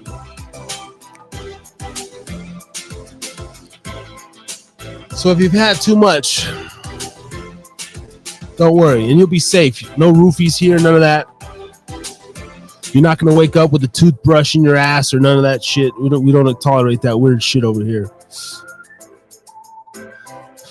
And the women are safe 24/7. Ladies, if you need a walk to your car and escort, you just let myself, the DJ, the bartender, any one of the hosts walking around, and one, if not two men, will escort you to your car safely. Yes. That's how we do it over here in the Hida Pub.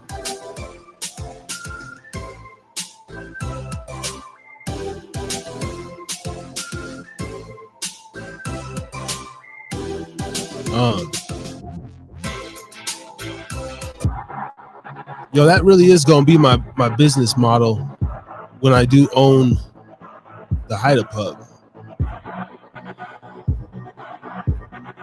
That's a real thing. Let's go hip hop. I don't know why I'm always attracted to the dark beats. The darker, melodic side of life. And there's a beat called Darker Side. Get the fuck out of here.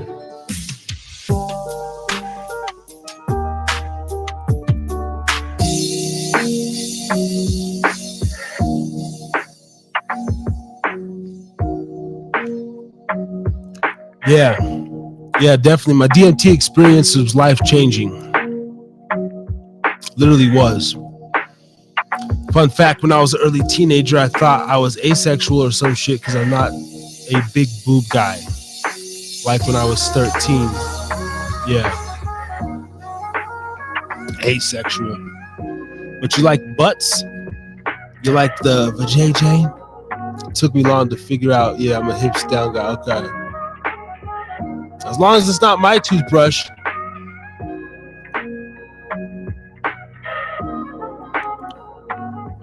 Oh, some what? Day lick? I never heard of no day lick. I'm all about dark hip hop beats, underground. I'm a tech 9 all day, strange music, but even darker than that, like Esham, Dark Lotus, Brother Lynch, the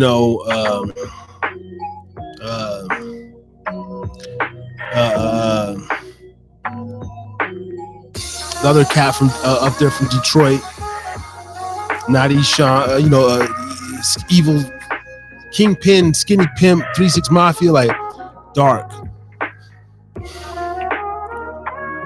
Like that dark shit. You know, Prozac, you know.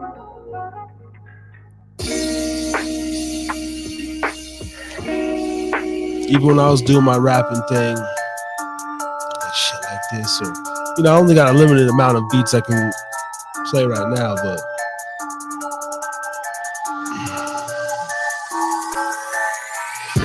hey, this was a fun fact too, though. I mean, I had a lot of experiences when I was very young with sex, some wanted and unwanted, but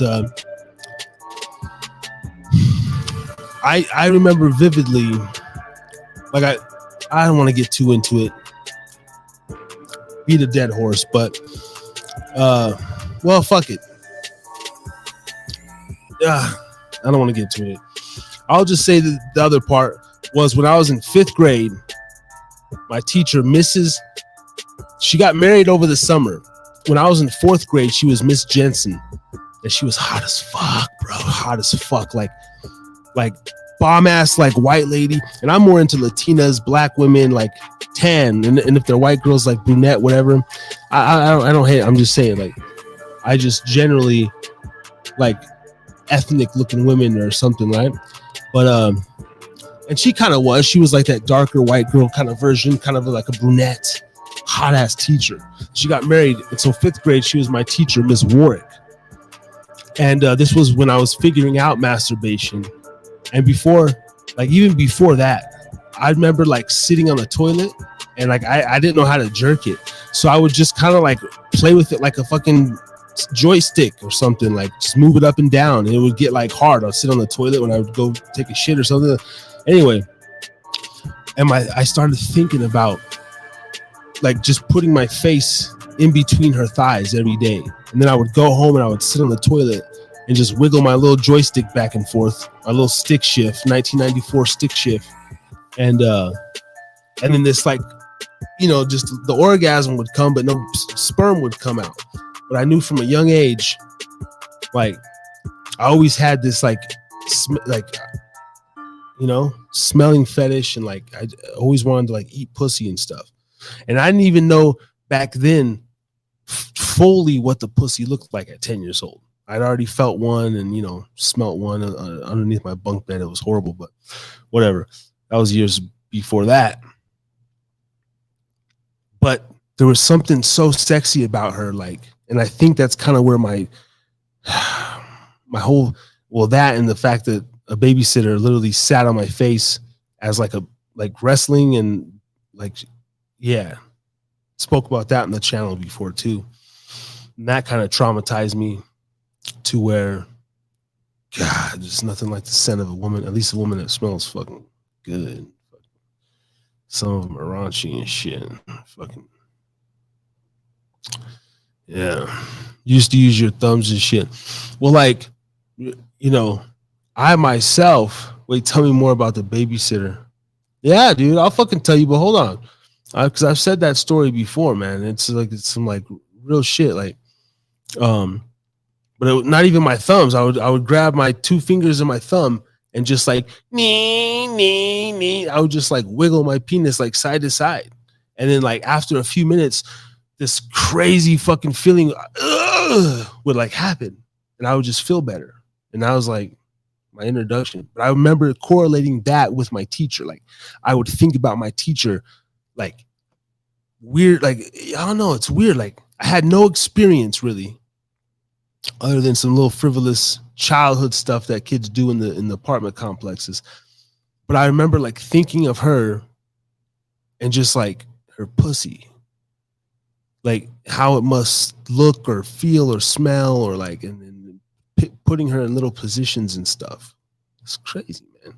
I don't know. I got an 8-year-old son, so like I'm just already like on top of shit like that. Like I'm just looking at this fool, and he's like so innocent, the way I've raised him and everything. And I'm just like, I'm trying to keep that innocence over him, because I was a fucking monster at 8 years old already.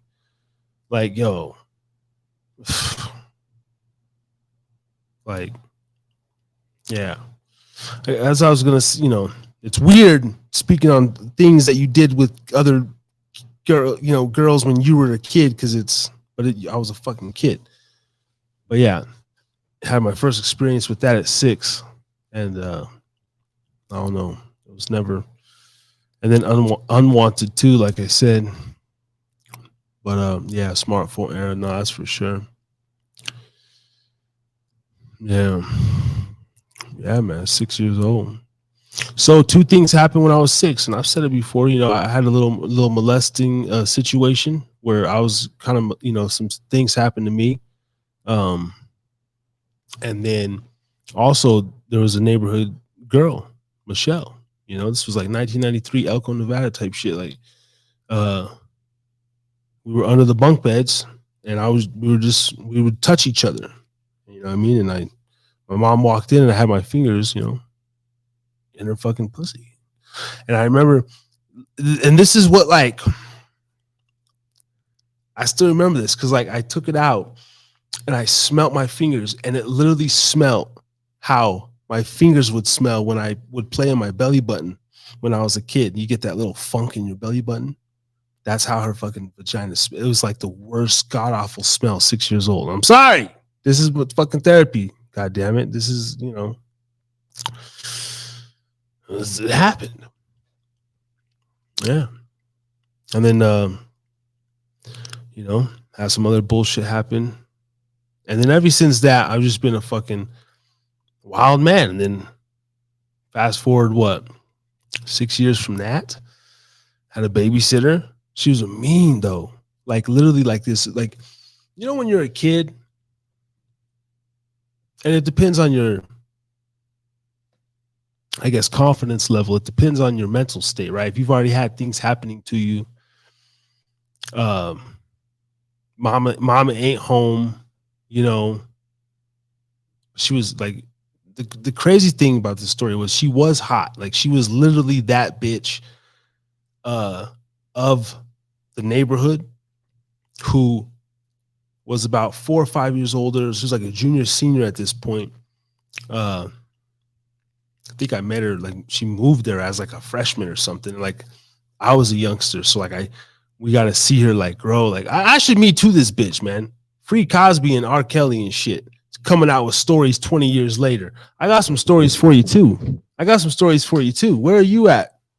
What are you doing with your life, huh?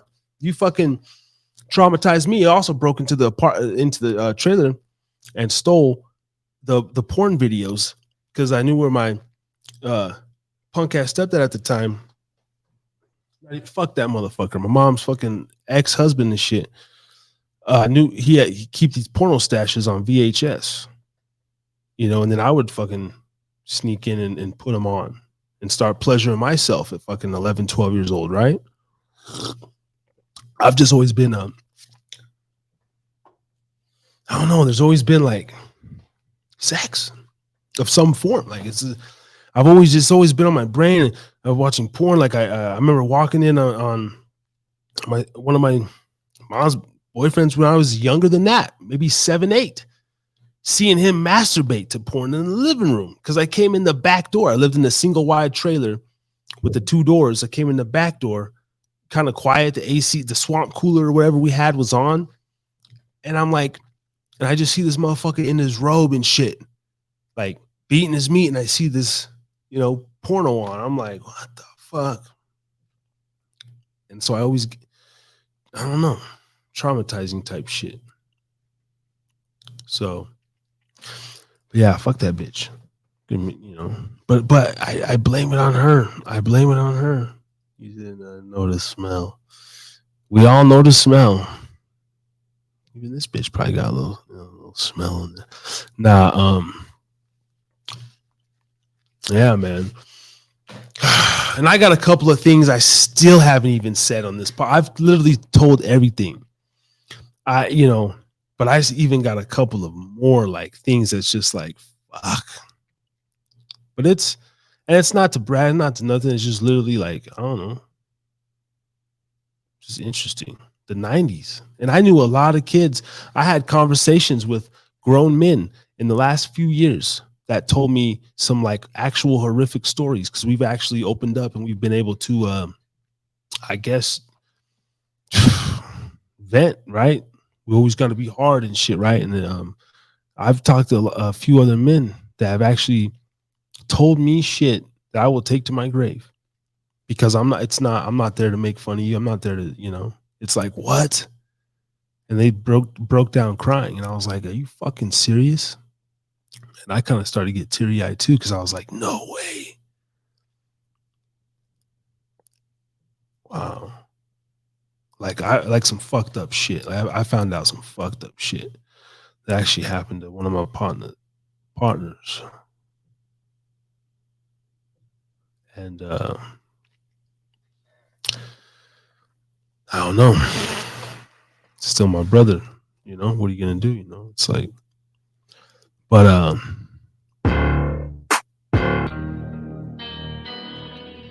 it's good to talk about it. And now you've got me guessing.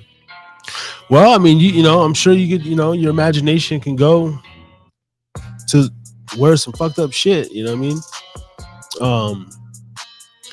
Yeah, it had me guessing too, because I didn't want to know more. I was just like, I just got the context, and I was like, all right. But since I've like been out of high school, so to speak, and never even finished that motherfucker, my high school experience was insane. 18 different schools, etc., whatever. But teachers have went to prison, sleeping with underage. One of my boys ended up fucking a teacher that we all wanted to fuck.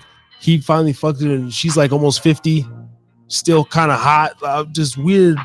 But then come to find out, she was sleeping with our class anyway back then. And it took him 30 years to fuck her, 20 years to fuck her.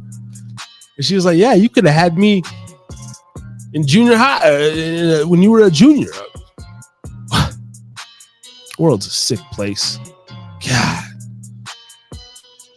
Yeah. Like that happened recently. I'm like, what? But then the whole time I'm thinking about it too. Like I was like that kid. I was like, yo, going home, beating off to the teacher. Like, or this one chick that used to sit in front of me in class. A lot of us class. It was when thongs were real big. They were wear those tight ass pants, and she would wear almost like a cutoff, something like that. And you just literally sit there and just look at that thong coming up that crack of that ass all fucking period long. God damn. I still have that same feeling towards sex as I did back then. And that's why I have went to a couple of SAA meetings, because it's like, not that, but to hear other people's stories and sometimes wonder like, yo, they say, oh yeah, libido is going to slow down. It's like, whether it does or doesn't, that's like a health question. Like, I'll keep myself tip top, but it's the brain. The dick might not work in 15, 20 years, but there's science to get it to work. But then how do you shut off the brain when it comes to lust and thoughts of, just the worst lust, like bad lust, like just thinking of sex constantly as a fucking 36-year-old man. It's insane. But is that like truly stem from the past? That's why I'm trying to keep that innocence over my kids and shit. Like, because, and now they just got it right there on the phone. Like you said, oh my God, if I was in school doing Adderall, because I was on Adderall and Ritalin as a kid. And,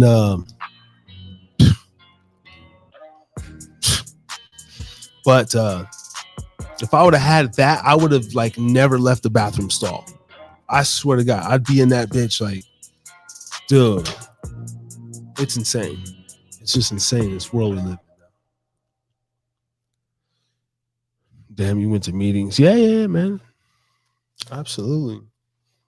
Well, especially too, because nothing like, I'm not like a, like a, not a, I went to the SAA because yeah, and drugs play a big part of why I went, because it's hard to do amphetamines or coke or even excessive drinking. Like, I'm making a bad choice. Like, it all leads back to sex, dude, and porn. And like if you don't want to exude the energy, you could just fall back on porn. Like, and so I recognize that is a problem. Shit, at least. Fuck. It's like I'm still trying to finish this punk ass surf, but whatever.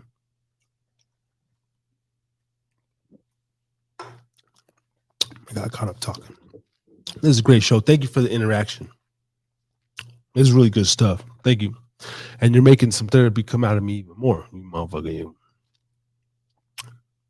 Auto Mod got me. What? We got Auto Mod up in here? Nah. We got the YouTube bots. Is that why they kicked everybody out? Down to one viewer now? Me and City and Rockin' Tough? You're trying to filter people. You're trying to filter the conversation. They do that frequently. They don't like me playing music. And yeah, you still here. Most embarrassing thing I said all night, and Auto Mod got me. That's a thing. See, it's always been one viewer. You can see not on my end though. See. Oh, wow. So you've only seen one viewer on yours. That was like a low key kind of like shade did. Like, dude, you only have one viewer, bro. You're fucking, dude. Don't get ahead of yourself, Harris. You're still a fucking, not even a small fry. You're like a little crumb in a little corner. When you get the McDonald's fry and I'm like that last little hard piece that falls out of the fucking carton, but it's all good. No, tonight I can see my live views, and it was up to as many as 5, that's great for me. Thank you, because you could be anywhere in the world, fucking listening to a jack off like me. But there's some nights when I'll only see 1 or it'll say 0, but other people will be in here chatting and it stays on 0 all fucking night. Or I can go on YouTube like on my phone and then it'll be like, 3 people watching. So it's weird, man. I don't know. The streaming, it's definitely not perfected. Well, I got the impression you're running multiple things. Yeah. Oh, and you're on Twitch though. Yeah, one viewer on Twitch makes sense. Yeah. Oh, my Twitch is horrible. I can't get nobody to listen on Twitch. That's why I'm thankful that you're even stopped by on the show. And I think I'm automatically shadow banned. Do you still chat and keep it going with 0? Oh, see, thank you for asking that question. Because guess what? Motherfucking-lutely. That's why I literally enjoy doing this. I'm not here for bro, I only have 270 subscribers on YouTube. Like, it took me 18 months to get there. And I have 4 or 5 followers on Twitch. Hopefully you're one of the newest ones, but different platforms. But again, it's the grind, it's the longevity, it's the ability to, and I'm gonna lie, I still do this shit. It's as cliche and corny as it sounds, for my son, because this is forever. And even if they take me off YouTube, all my shit saved to a 20 terabyte hard drive, and I got another 5 terabyte hard drive and a 2 terabyte. So all my shit saved. If anything, my son could just get drunk and watch his old man when he gets all sentimental when I'm gone out this motherfucker, and at least have a sense of yo, this motherfucker did something. I used to do music and all that other stuff, so I've always kind of had this dream, this passion. But whether there's 0, I turn on the camera and I literally don't expect, I don't know what to expect week after week.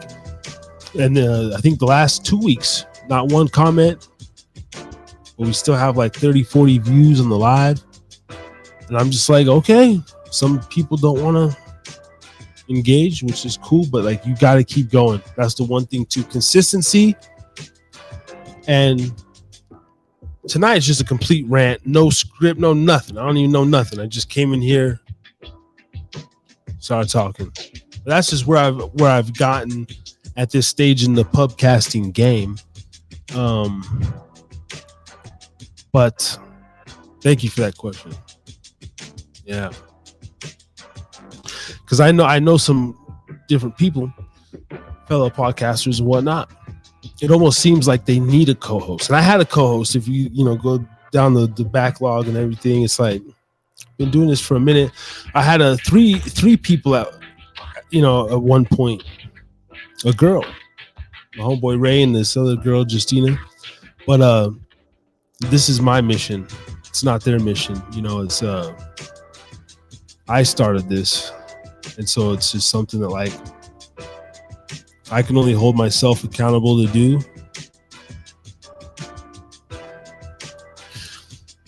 And then honestly, to the lives, whether people watch the lives, if you follow me on my other platforms, Facebook, Instagram, all that bullshit, and it's still bullshit. I'm only on there because I have a brand I want to promote. I fucking hate social media, and I hate most of the people on it. Yeah, that's the truth. If I didn't have this little pubcast, I would never be on social media. Nothing. I mean, I don't post nothing personal. I don't do none of that. I don't look at nobody's shit. I don't like nobody's shit. I sometimes I'll go through and send a like if someone keeps liking my stuff. I'm like, fuck, I gotta support. But I hate social media. I really do. And I forget. I got lost in the fucking sauce. You don't need one. Joe Rogan needs only to be babysat as much as I used to like him. I'm definitely a huge Rogan, fan. Now I listen to a lot of PBD. Are you familiar with Patrick Bet-David, Valuetainment? I mean, I love his platform, but he, of course, has a panel of people. Thanksgiving, I was thinking about doing a birthday bash, like inviting about 5-6 people on the line. We've done that before. I think I've had as many as 7 people at once, maybe 6 for sure. And that was Thanksgiving. We did like a Thanksgiving bash, 8-hour live stream marathon. Oh, see, you're my people. Love Stanhope. I love Stanhope. I love his views on world. I love cynical people like that. So I'm like a Stanhope fan of course, like the George Carlins, the Patrice O'Neills, the Corey Holcombs, the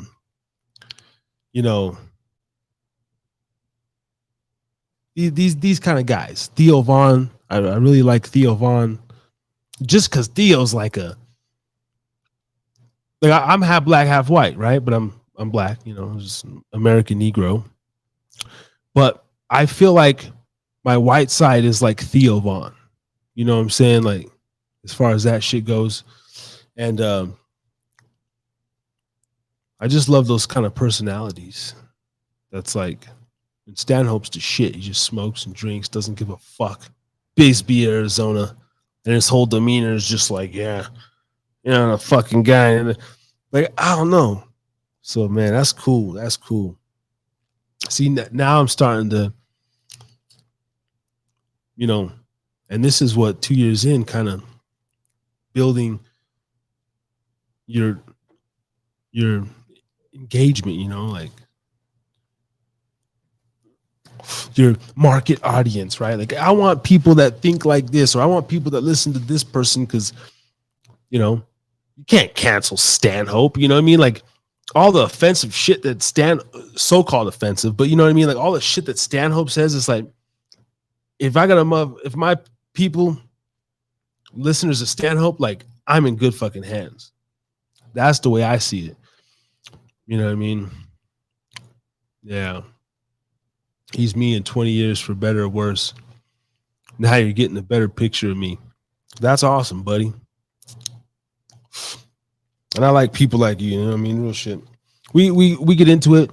We make a fucking, especially when my co-host is on here, he's Filipino. We be cracking racial jokes, all sorts of shit, but you know what it is. It's all You know, like if, but one thing I will say, I would love to interview like a Stanhope. I've interviewed Tommy Chong, Larry Hankin, you know, who played in Breaking Bad and, you know, so many movies. Mark Christopher Lawrence. We have interviewed a few actors, celebrities. But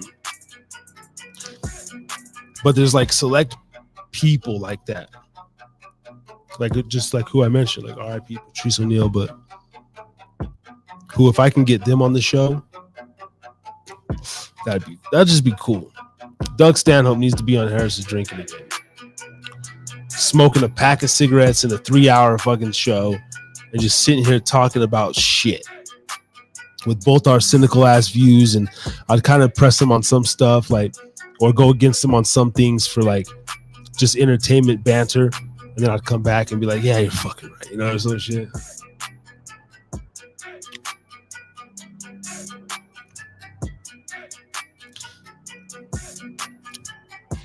Being afraid to touch my right side.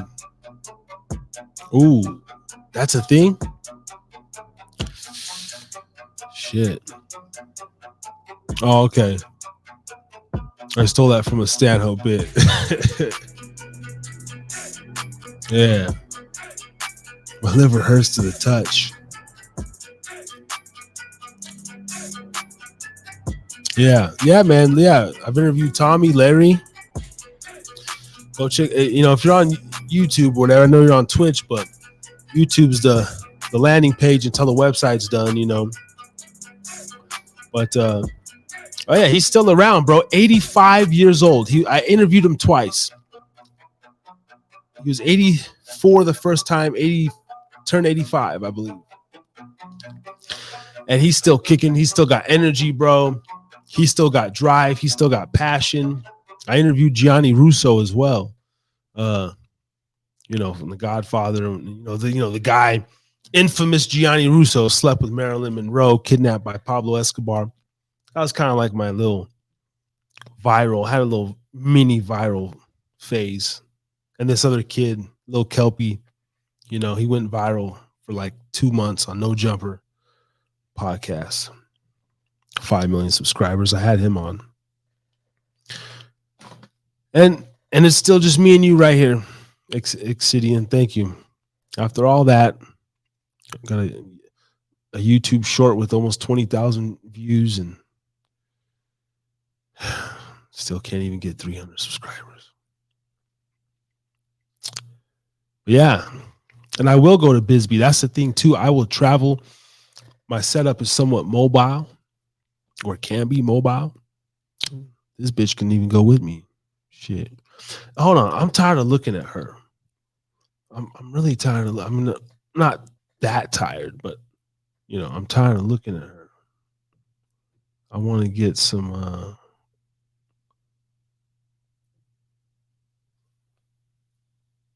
I don't know why. This is. I like these kind of white girls like so much. This is like my dream. For as plain Jane as it is,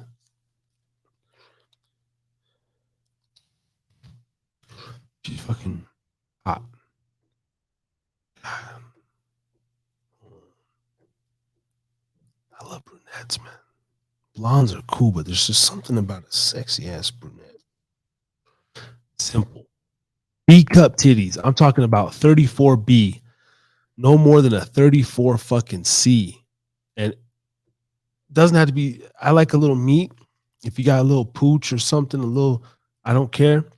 Stomach's flat or however. I love all natural. You can have stretch marks, all that shit.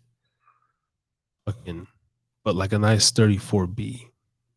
Slender, maybe like 5'4", 125, 30-pound brunette type of girl. Well, it's not coming up. I just say to them, guess it wasn't meant to be. Hey, man, this is Tommy Chung, and you're listening and watching Harris's Drinking Again. Sounds like a ghetto movie. It sounds like a ghetto movie. Yeah, man. Infamous Tommy Chong. Salute to Tommy.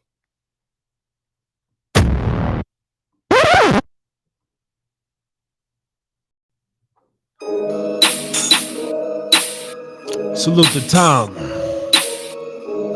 I might even put his episode out for the 100th episode.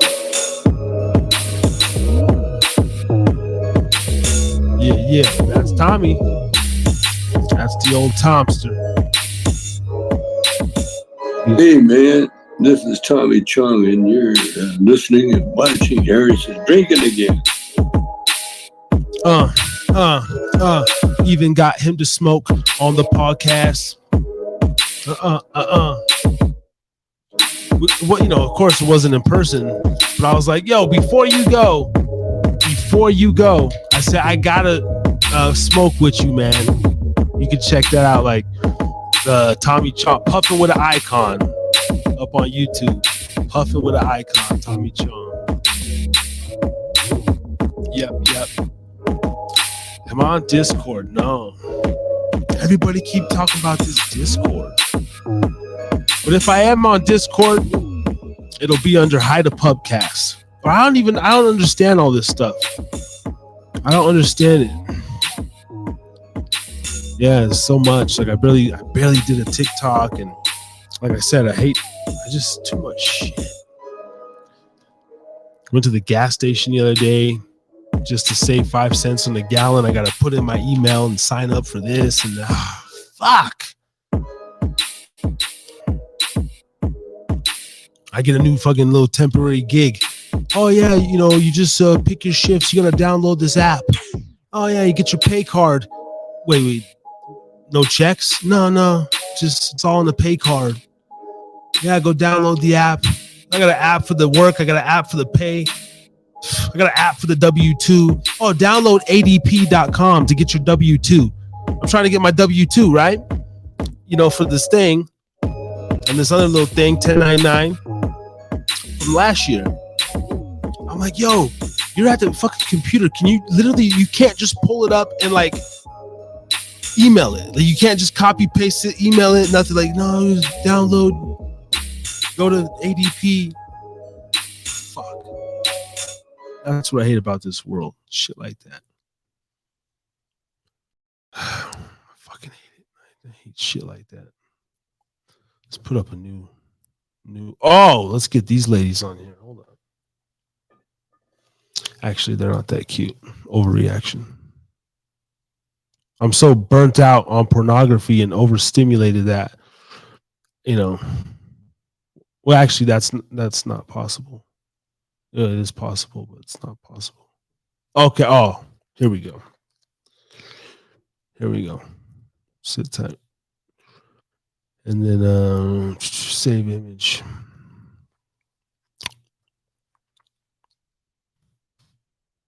Girls. Okay. Boom. Save. And then what we got going on the 3-hour mark, probably, yeah, we're going to wrap it up here in about 20 minutes or so I can make a clip out of this amazing TNR 84 episode. Once again, every Thursday night, you never know what you're going to get, and I never know what I'm going to get. And here I am conversing with the community.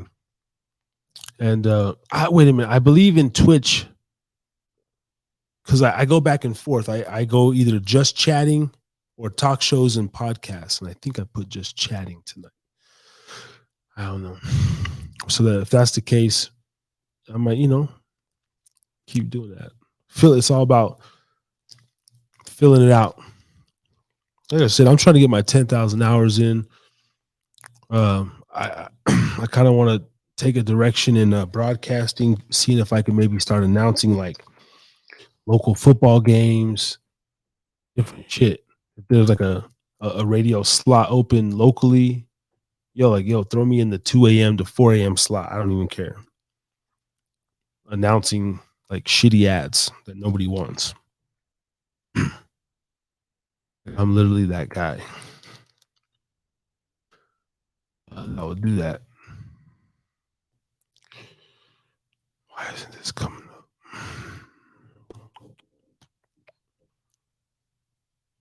I wouldn't mind having a young Jamie though. I do need some sort of going forward. It would be sick if I found somebody that committed that would sit with me though. Literally rock with me week in, week out, and like pull shit up, make the show faster. Yo, give me this information. Give me this information. There was a podcast I did that had a moderator. It was cool. I wouldn't put my moderator on the screen just like Rogan because they're unless they're a hot ass moderator. There'd be no reason to. This fucking thumbnail won't come up. I just saved it. You motherfuckers. I'm feeling this glasses touch though. I think I'm gonna start wearing glasses like an asshole on the podcast. This shit won't come up. I'm starting to get irritated now. Okay.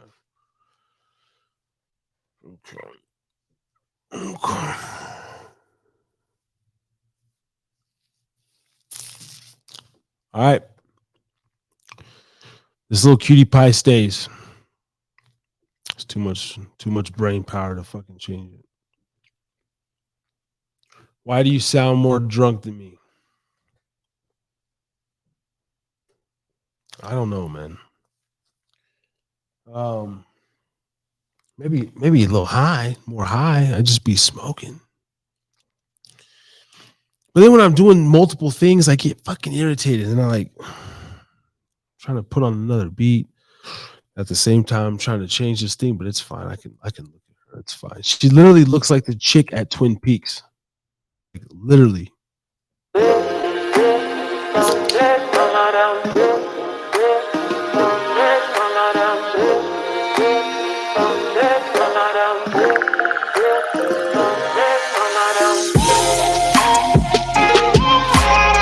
Yes, yes.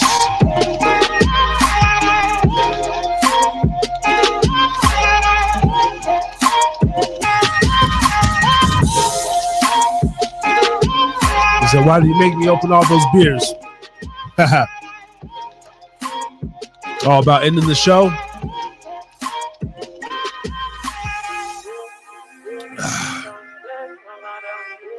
So what's your overall opinion? I mean, being your first time here to the Hida Pub, my demeanor on the mic, my ins and outs, my general speaking ability. You said you came in for 5 minutes, you stuck around. Do I, honest opinion and criticism welcome. Like, I do a lot of pausing, but see, I don't stress about pausing. Like, if I'm talking and I'm dead thought, I'll take that little pause to continue. I've noticed a lot of people that don't do that. They keep filling. And so again, like with practice, with time, I do these lives just to get better and more comfortable in the mic. But I've had a few people tell me like, yo, you got a good like voice in general. Like you got to practice, you got to perfect it, work on your timing. But it'd be interesting to, and there's very few people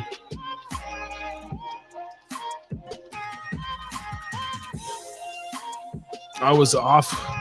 What do you say?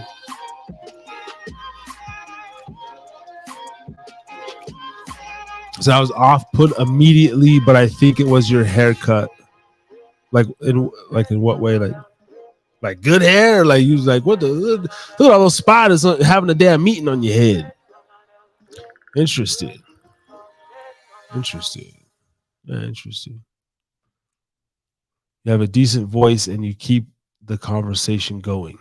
Yeah. I mean, for one man, yeah, I think I damn sure do. But because when I listen to say, I thought you were one of those Florida party guys at first glance. That's awesome. Probably because the shirt and I got the chest hair popping. I look like I'm selling cocaine out there on the beach. Hey, mira. Hey, mira. Cocaína, eh? But yeah, salute. Thank you, man. Thank you. You know, man.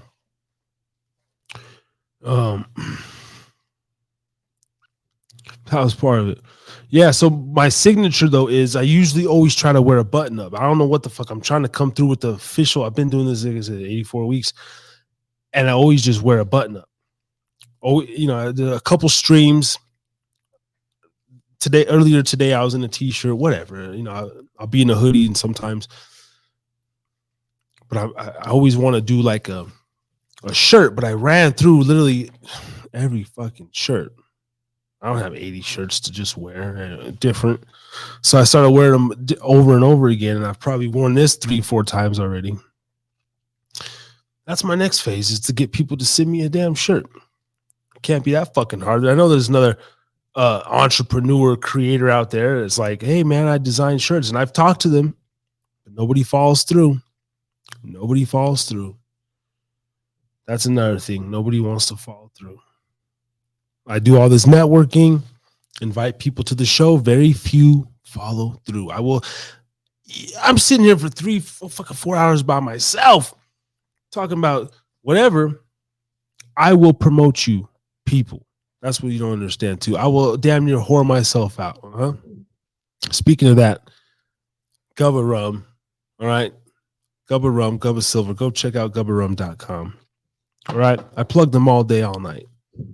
I want a free t-shirt or something. No, I thank you for your honesty as well. That's what we want. I want no less than honesty. Yeah, they look kind of fly. The sunglasses, though. I've never worn sunglasses on the podcast. They were just sitting right there, and we were talking about sunglasses. I think I'm going to start wearing them. Dollar Tree. $1.25. Get out of here. Amazing.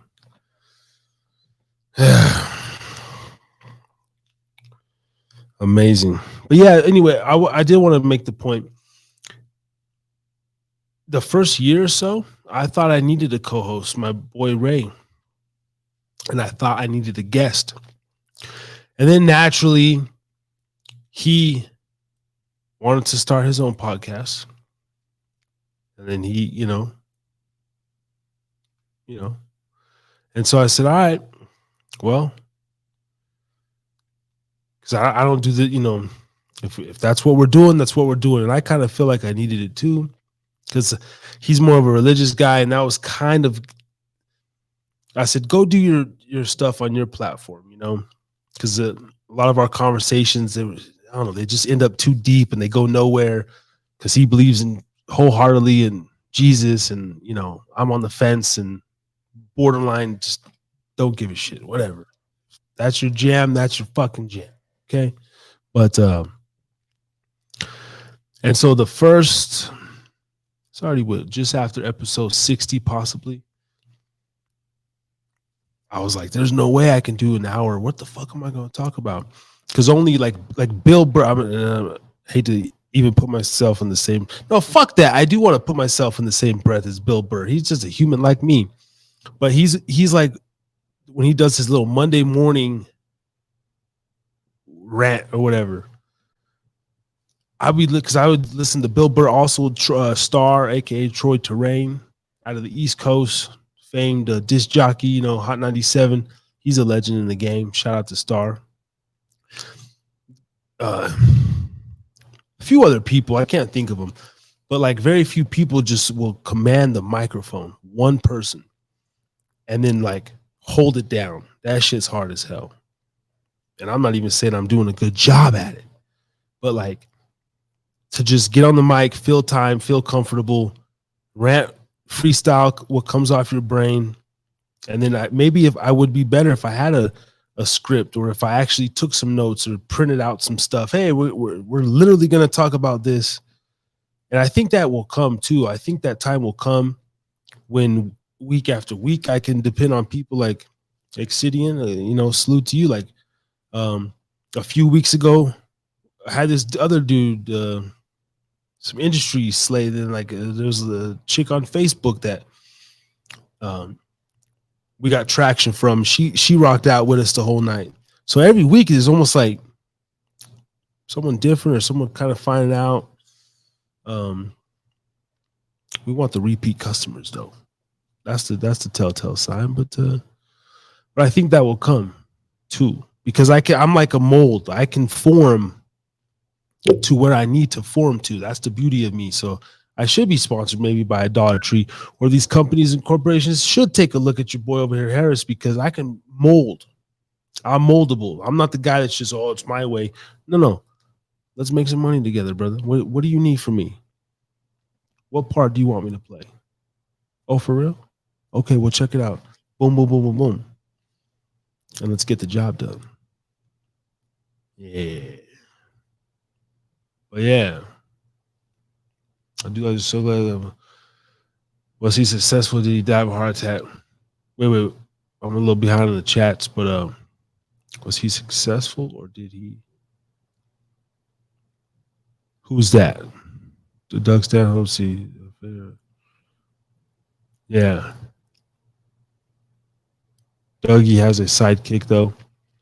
Yo, that's interesting. Does Doug Stanhope do a podcast currently? Because the only time I really, I did a YouTube search on him maybe over the pandemic, went down the rabbit hole, watched some of his bits. But if he's on Spotify or something, I'll definitely tap into his show. Like I love I just love that perspective, like that fucking fuck it. I don't know. There's just something attractive about that. That's kind of what I want to bring from over here, because people will ask me, like, that's one of the things me and my co-host butted heads on, like, because Jesus and you don't this and it's like, dude, not every motherfucker cares about that shit though. Like, I don't want all this whatever. Give me a few thousand, you know what I mean? Like, just give me that small diehard fucking type shit. Like, I just believe that everybody's personality can pay them in some way, can come off like, but not everyone's gonna do this pubcast game. So, but a lot of my views and cynicalness, like it's kind of what I'm banking on. But it's just my honesty too, like my flat out how I just blurt shit out. Sometimes I think stuff through, but most of the time it's but he only okay. If you need help setting up a Discord server, all right, yeah. I mean, I honestly fucking don't know about Discord. I be hearing it's the new wave, you know. I mean, like I told someone else still too. Like, I've made a Discord. I made a Rumble. I made a Patreon or whatever it's called. I've made everything. It's just like I don't go back to it. So I have like one out there, but yeah, I'll check it out because apparently everyone's on there. But do you go live? And then I'm hearing about this new one called Kick. I just found out about Kick 2 weeks ago. You know, this Aiden Ross, Charleston White. I've been keeping up on Charleston White from the black community. And then he went on this Aiden Ross. I just found out about this Kai guy. Had no fucking idea that there's like a whole other. The Kai dude, yeah, he does numbers on YouTube, but I didn't know he was like this Twitch god. I'm like, what the fuck? This is a weird world. There's like Rumble gods, there's Kick gods, there's like all these. Oh, I'm over here. My head's gonna explode. Fucking head's gonna explode. Anyway, let's get some music up in this bitch.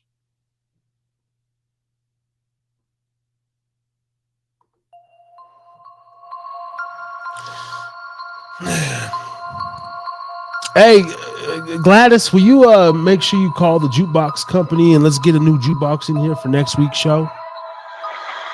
Yeah, all the same songs is going on repeat. I'm getting real tired of that shit. Thank you, sweetie. Hey, you're still gonna suck my dick after the podcast, right? All right, cool. Thank you, baby. Anyway. Stanhope TV, salute. Yeah, I'll check them out. That's what's up. What's this auto mod? Okay, that's what I was wondering. Like when I did the YouTube search for him, it was like, you know, he comes on Rogan every year or two. Even my shit is everywhere but Apple, because when you go to upload it to Apple, it asks for like extra steps to upload it, and it says it takes weeks. And I just like, well, fuck, whatever. I was like, as long as it's everywhere. But being that Apple, I mean, their phone is most of the share market. I don't know what share of the podcast world they hold. But one day it'll be on up on Apple Podcasts. I just looked at, it's literally everywhere. Fucking Samsung Music, all those weird sites, Deezer, and fucking. But I was like, Apple, you gonna put me through steps, bro? I'm trying to do this legal thing, this little legal thing. I'm trying to do it. It requires so much paperwork. It's like holding me back from doing it. Because I'm that guy. Like I needed a fucking assistant or need a wife, whatever, fucking need a fucking partner. Like, look, I'll handle the groundwork. I hate like registration, cars. I'm no good. Going in for my 6-month dental appointment, I'm not booking that. I'm just not doing that. I get my dental done, but I fucking hate stuff like that. DMV, deadlines. I'm no good. Only deadline I can make is this WDJY stuff. If it really benefits me. But if it's like renewing your license and oh hell, I'll fucking ride around 3-4 months with a damn expired license just because it don't suit me. Well, hell, my car ain't turned off. Shit. Ain't no police out here anymore anyway. I never see nobody pulled over anymore. Ever. Hardly ever. Fucking defund me every damn place. Bullshit. And you know what pissed me off today? Real story. I actually paid my car insurance again today. And it was the last day of my renewal, like 6 months. So and I actually sat there and thought about it. I was like, fuck. I was like, because I stopped that auto deposit shit. I was like, I'll just call you up and pay when I fucking, and it's, I usually let shit go 10 days, man. I used to be very good at paying all my bills. And now I take the grace period. I like save my money, move it around. I do what the fuck I want. Also, I'll pay a bill the last day before it like goes delinquent for real on record or something. But my record's good. But I just I hate shit like that. I probably should get better at it. Now that I'm trying to run a business, it's definitely not good to have a lot of that behavior. But like, I don't know, man. Learning shit as a grown man, and like, I was thinking the other day. What was I thinking the other day? It wasn't even writing a check. It was like they don't teach you. What was I thinking? It was like a job application or what was it? Something that we all need to do, like in life, like. But it wasn't tax. I mean, they should teach taxes, just basic. It was something even more basicer than that. It's not a word, but something more basicer. I cannot pinpoint it, but it was something. And I was like, yo, they don't even teach kids this in fucking school before they leave this motherfucker. This whole thing's a trap. Like, you seriously might just need to go to 7th, 8th grade at this point. Read, write, have basic comprehension skills, know how to, make change and just converse, and then go get a trade, go get some real world experience. Because what was it? They used to say like, oh, kids don't even know how to write a check. That's true. But this was something like, I was in the shower and I was thinking about my son and just how I fucking hate the school system. something. Filling out a job application. Yeah, anyway. But it's so crazy. But it's good. I self-learn.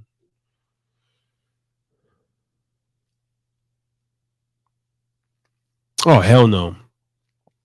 You were at the DMV renewing and the cop gave you a ticket.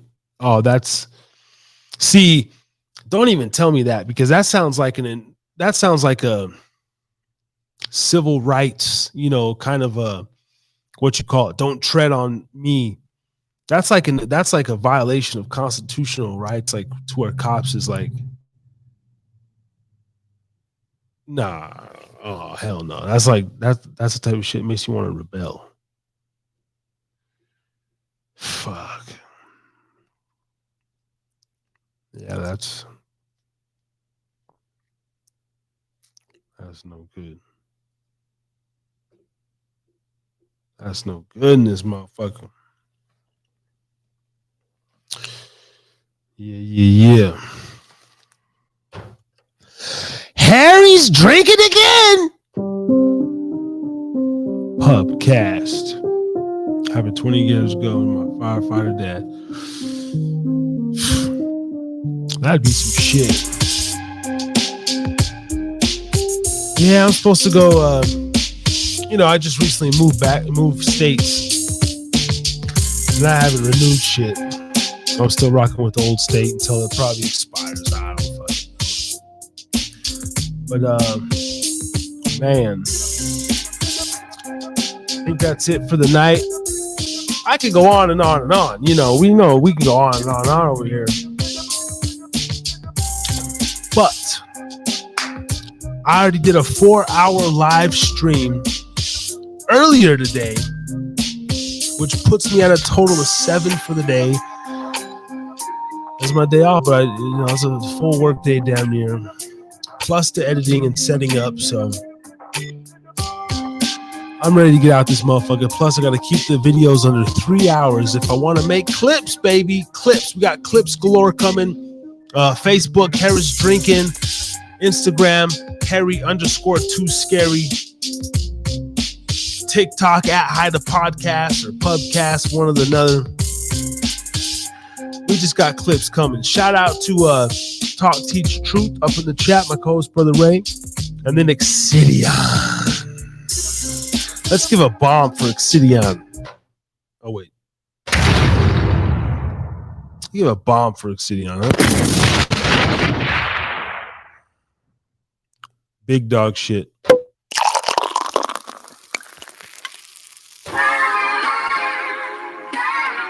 I have enjoyed the engagement every Thursday night.